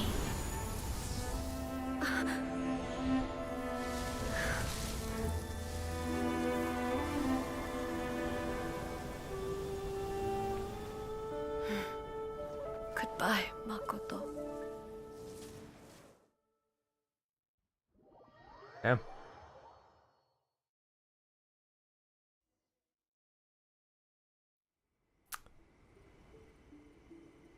So the A of the present planted the sacred Sakura in the realm of consciousness, and it took root in the Inazuma of the past. Das würde erklären, warum sie nicht gemerkt hat, warum wie die alle reden, dass der Baum schon ewig da war. Weil der war nicht da. Aber sie das Ding in der Vergangenheit gesetzt. Das macht keinen Sinn. Das ist ein Paradoxon, das ist merkwürdig. No matter what you make of it, it's quite incredible. All of this is thanks to Makoto's power. Her understanding of eternity is much more profound than mine. Eternity is a concept intimately connected with time. When you begin to touch on eternity, the concept of time becomes murky. Das ist sehr interessant, was sie da gemacht haben. Aber der Baum ist auch relativ schnell gewachsen, also... Wann haben die angefangen, den Schrein zu bauen? Auch 500 Jahre alt? Oder älter? Es ist auf jeden Fall merkwürdig. Sehr, sehr merkwürdig, sehr, sehr verwirrend. Ich sah wunderbare Dinge an diesem Ort. Zeit bewegte sich vorwärts und rückwärts zur gleichen Zeit. A place where time is meaningless and cannot be understood with ordinary logic. Huh, so that was the turbulence I was sensing. Perhaps that is the reason why you were able to return precisely to this point in time without any problems. And yet, that sense of disorderliness has now completely disappeared. I don't fully understand yet. But my intuition tells me that the reason for everything, it's that seed. Well, I'm not convinced that it was Makoto's power alone. I know what you mean. Perhaps Makoto got a higher power involved in all of this. But whatever the explanation, her solution is what saved us all. Without the sacred Sakura, Inazuma would likely have been completely swallowed up centuries ago by that disaster and the filth. I know you've always perceived there was something special about the sacred Sakura, but to me, it has always been there. You've tried in the past to prove to me that there's a connection between the sacred Sakura and Makoto's consciousness, but unfortunately, you never did persuade me, did you? No, but I understand why now. It was because the sacred Sakura hadn't even been planted then. But don't you think that tree looked a lot different than how it does now? The sacred Sakura is within my purview at the shrine, so obviously I get to prune it exactly how I like it. Ugh. Now we see who's pulling the strings. Wer ist der Diktator? I'm joking. That tree has been through a lot since it first sprouted. We have the loving care of Kitsune over the ages to thank for how it appears today. And obviously I played my part too. It's fair to say that very little time passed between the moment you came out of that realm and the moment you re-entered it. But in that same time, centuries of battling took place on the inside, did it not? Ja. Traveler, if I'm guessing correctly, you were repeating your wishes to yourself in your mind, weren't you? Natürlich. At that time, I could sense A's whereabouts, but I also sensed anomalies in the flow of time within that space. Suffice to say, time added a whole new dimension to our search. Simply establishing a location was not sufficient. Fortunately, your will was strong enough that the turbulence carried you to the moment in time most likely to be the intersection of all that you were wishing for. The flow of turbulence may well have been influenced by Makoto, but it took everyone's efforts combined to ultimately help A. So this time, it looks like thanks are due to you. Does that mean it wasn't by chance that we ended up at the final duel? We were always meant to be there to witness what was going to happen? Vielleicht ist es das, was das Shogun meinte mit einer Unausweichlichkeit des Schicksals. I thought that the flow of time was the same on the inside and the outside, so it was a great shock to me when the traveler reappeared. My first thought was, has a great disaster befallen Inazuma? But it turned out you had come to rescue me. You came for my sake, to help me reach the best possible outcome. You too have my thanks. You have done much for me, and I will never forget it. A, how are you feeling now? My body has fully recovered, and the Shogun's will no longer fights against me. Always thrilled to hear you're in good health. But I was really asking about your emotions. Have you managed to calm down? After all, you saw Makoto in there, didn't you? I only heard her voice. I wouldn't say I saw her. I'll be fine. It brought a few things back, of course, but I've made my decision to move forward. I have to say, this has reminded me once again just how brilliant Makoto was. She predicted all the ways in which Inazuma's future could unfold, all the way back then. She even factored my immaturity into her plan. Typisch. It's all thanks to her that Inazuma lived to see this day. Wer würde es nicht tun? Makoto war brillant, aber ey, du hast auch einen entscheidenden Beitrag geleistet. War brillant. I just planted a seed. Oh. Du und ihr Wille waren beide unverzichtbar. Yeah, it was thanks to everything you did that you got to see her again. That's amazing. Tja. Der letzte Akt könnte einfacher sein. Aber um dieses Ziel zu erreichen, müssten unzählige Anstrengungen unternommen werden. Nur weil Ursache und Wirkung vertauscht wurden, heißt das nicht, dass du die Rolle, die du gespielt hast, unterbewerten solltest. Thank you. Today, at long last, you and Inazuma finally emerge from the shadows cast by the events of centuries past. Makoto and you are Inazuma's past and future, and both are indispensable. It's rare to hear such comforting words from you. I graciously accept them. Oh, come on. You only think it's rare because you never used to listen to a word I say. Makoto said the exact same thing.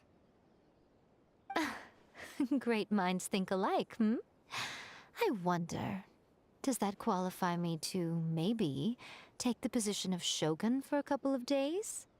Actually, no. Forget that. Far more trouble than it's worth. We will have to end the frivolities there. There is much work to be done. The Shogun and I will closely review the Inazuma of today to find out where things currently stand. Then, we will give careful consideration to the future. After that, I will abolish the Sakoku decree. Really? That's huge news! I am no longer pursuing an eternity defined by stasis. In which case, there is no further need to keep the nation under lock and key. I don't doubt that many challenges lie ahead for Inazuma. Das Sakoku-Dingens war, dass keiner einreisen darf, richtig?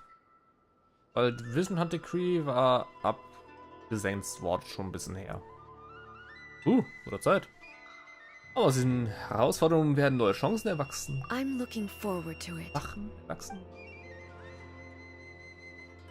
Cool. Abgeschlossen. Yay. Schauen wir mal. Many challenges still lie ahead for Inazuma, but I am prepared for them. Oh boy.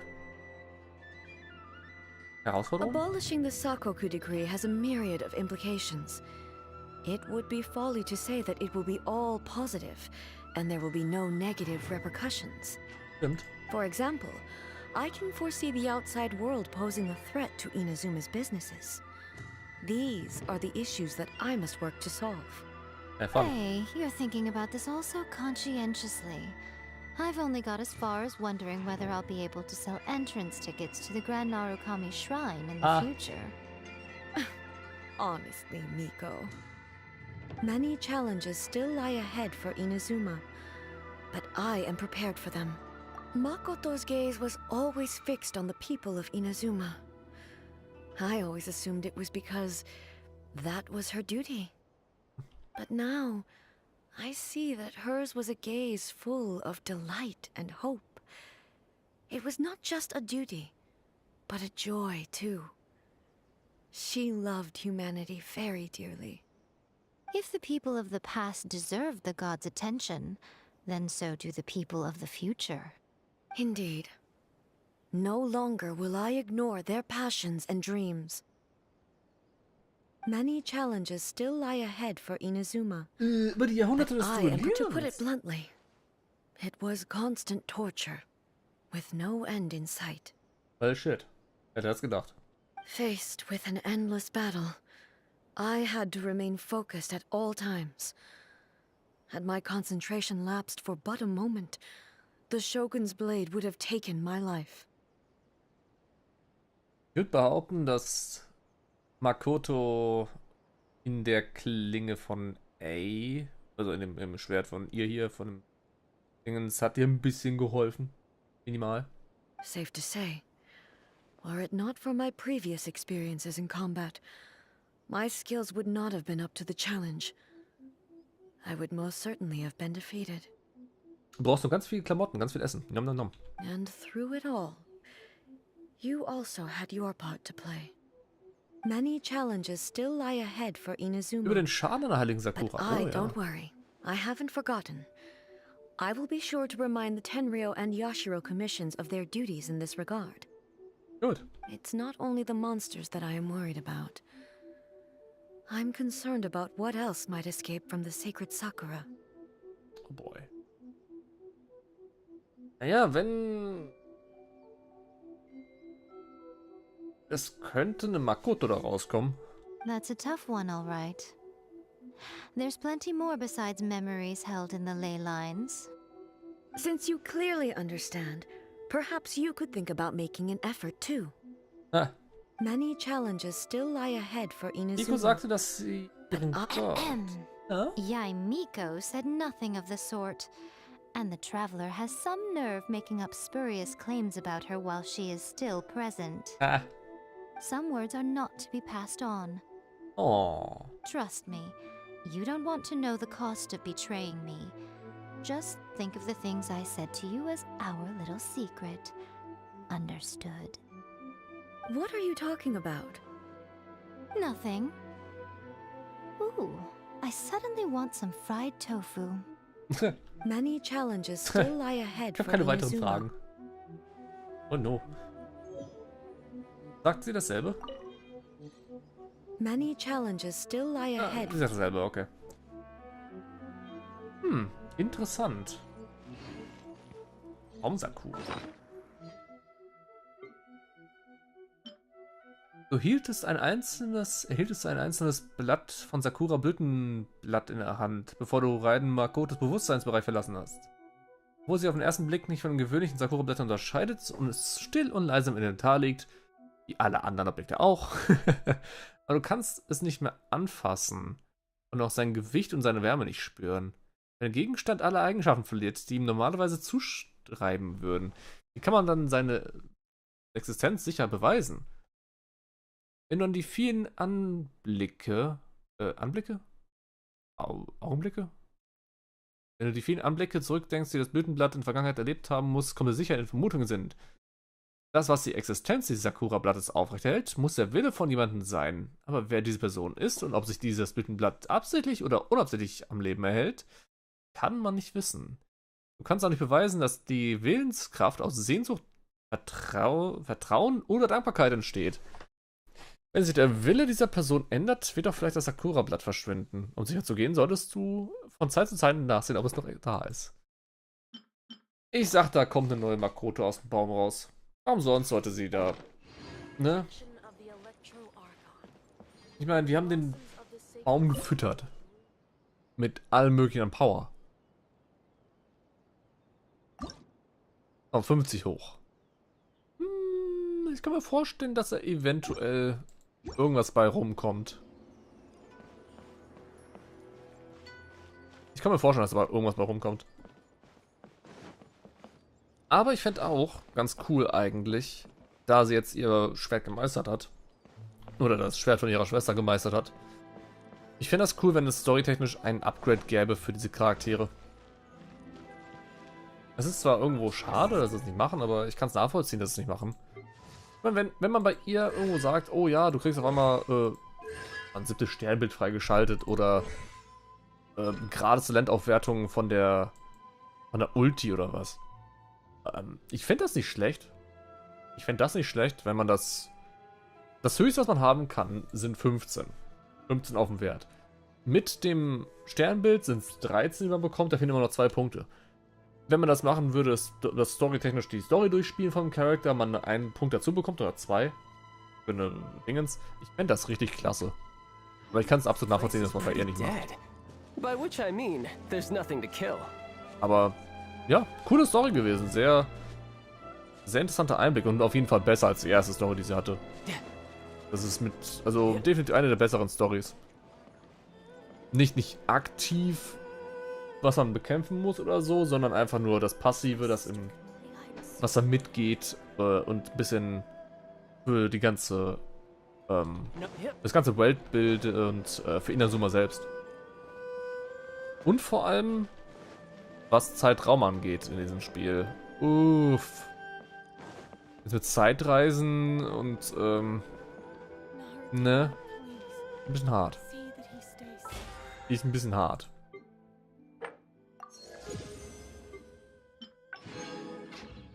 Aber wer weiß. Wer weiß.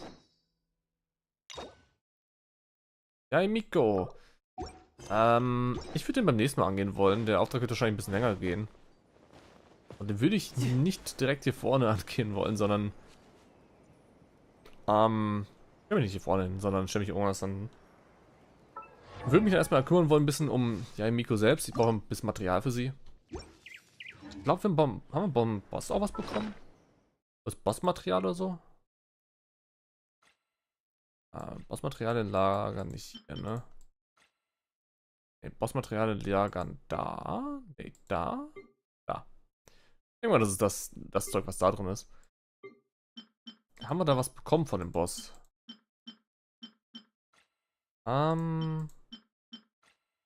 Nö. Nö. Where I'm from, if we didn't Ist keep das aber moving, freigeschaltet jetzt? Auch nicht. Möglicherweise? Oh, da unten ist er. Kann man da raus? Mudra des grimmigen Generals, Tränen des unheilvollen Gottes, Sinn der Äonen. Ich würde sagen, wir machen den einfach mal. Er ist genau in der Mitte. Das ist ein bisschen blöd anzuklicken. Ja. Wir sind genau hier. Ende der Traumutopie. Traumutopie. Oh, den Boss nochmal.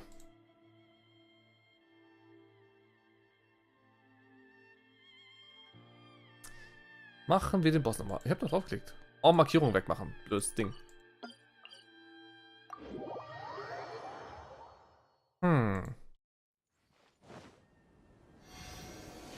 Wenn ich dabei bin, ich kann ihm seinen Bogen nochmal aufwerten. Hatte ich voll vergessen gehabt. Hey, rostiger Bogen. Ich hätte ja Glück gehabt. Will ich jetzt maximieren. Wille bada bang bang. Boom. Nice. Maximum verstärkter Schaden auf Standardangriffe. Oh, das fühlt sich so gut an. Jetzt wird er ordentlich Damage brettern können. Yay. Yay. Gut, haben wir das. Wir wollen das eben nochmal einen Legendenauftrag annehmen. Ja, ich mach das schon mal auf.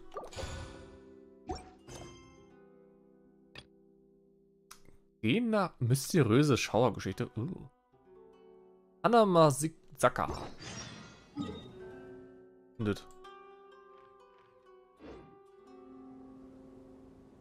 Was ist denn das?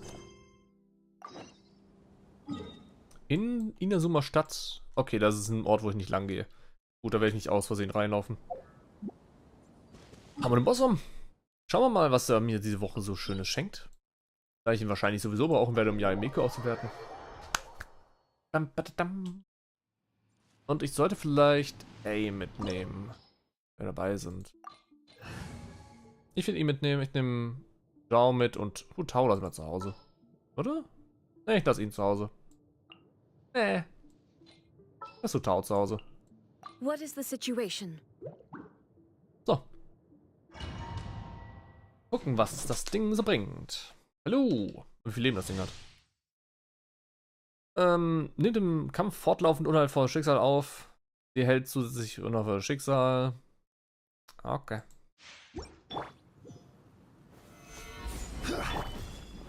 There is no escape. Useless. Strike dead.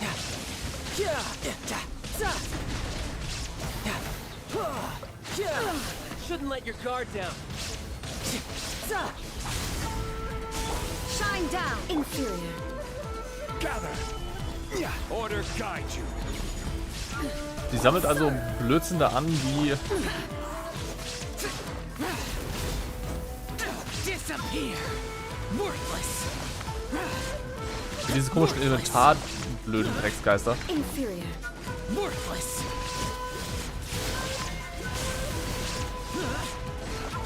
Lightning falls on the land of eternity. Gather. Illusion shattered. Now you shall perish. This body is eternal. Purge all obstacles. Oh, ja geil. There is no escape. Tidal wave. Inferior. Okay, man will auf jeden Fall jemanden mitbringen, der Eis hat, wenn man so ein Schild durchballern muss.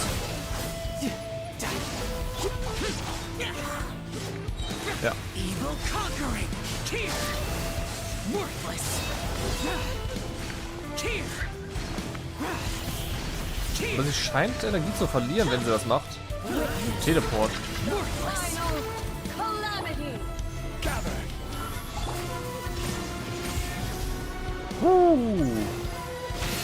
Das sieht so schick aus. Inferior. Das ist ein Arm.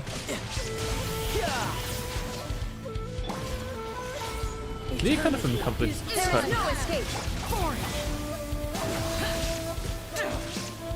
Oh Gott, diese Dreckswellen.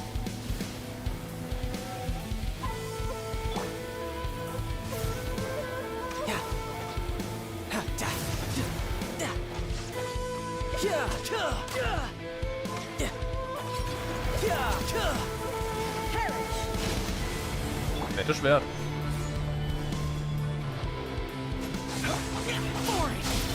Shine down.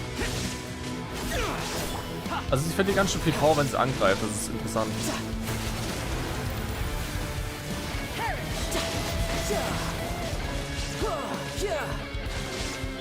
is no escape. Torn to oblivion. Und zurück in Phase 1.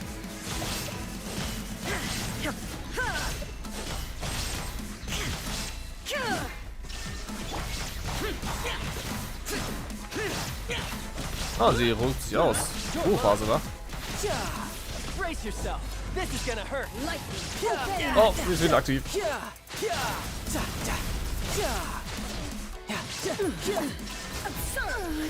Euthymia crumbles before me. Okay, cool. Bitte was Gutes? 3 Items? Ja, 2 Items. Schade. Wow. Oh, wäre das Angriffprozent, das wäre so gut. Ich habe ein Auge bekommen. Yay. Ein Puppengelenk. Ew. In Form des unheilvollen Auges der Blitzstrafe. Aua. Luftbedeckung. Und sonst nichts so. Okay. Schade.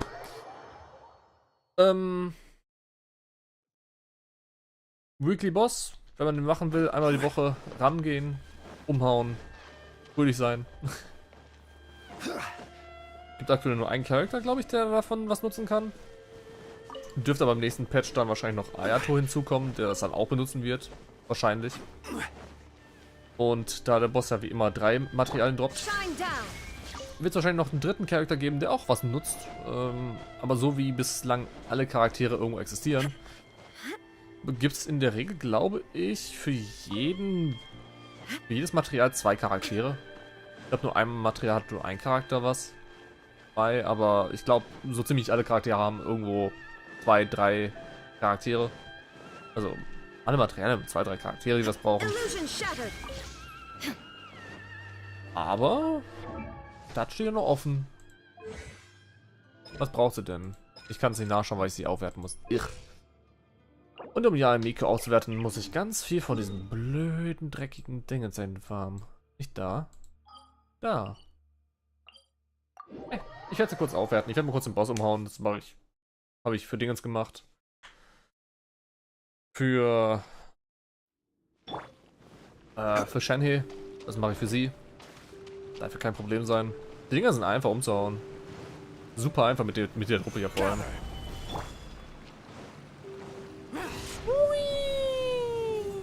Lustig ist, man kann im Felsen da vorne sterben. Weil ulkig, da sterben alle Leute dran.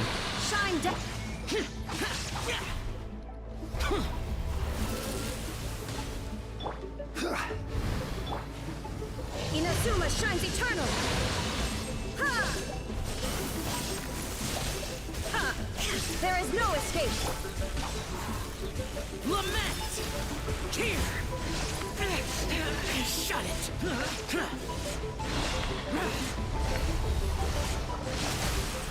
Oh, er hat mich erwischt. Und Sau.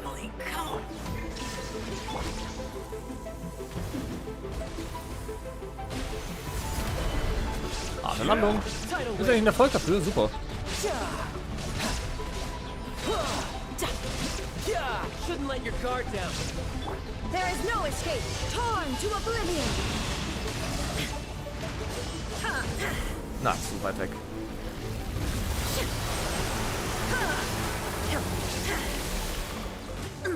Oh, what the f... Das ist ein Problem, die machen echt Aua. Wenn man keine Energie hat, dann machen die saumäßig Schaden, die Viecher. Die machen saumäßig Schaden. Aber man kann es in der Regel verhindern, wenn man jongliert. Und ey. Nice, 3 Stück. Super. Dann werten wir mal YAE ein bisschen auf, ne? Hallo, Frau Rikuchi. The training required to become a Guji's assistant, or Sekai, is arduous indeed. You must observe a myriad of harsh restrictions. There is only one way to make it through. Snack at night, and make sure you don't get caught. Okay. Dup.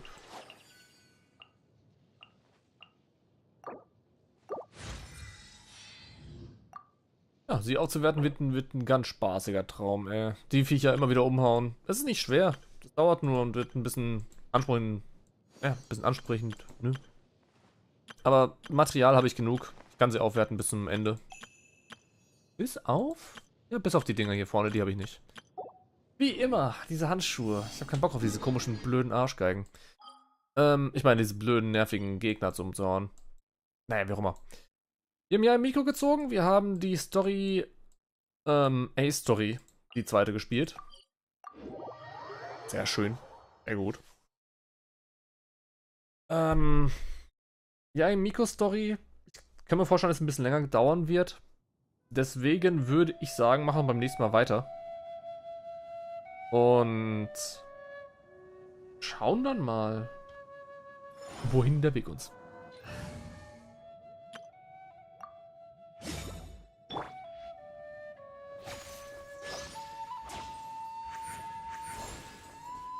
Emerge.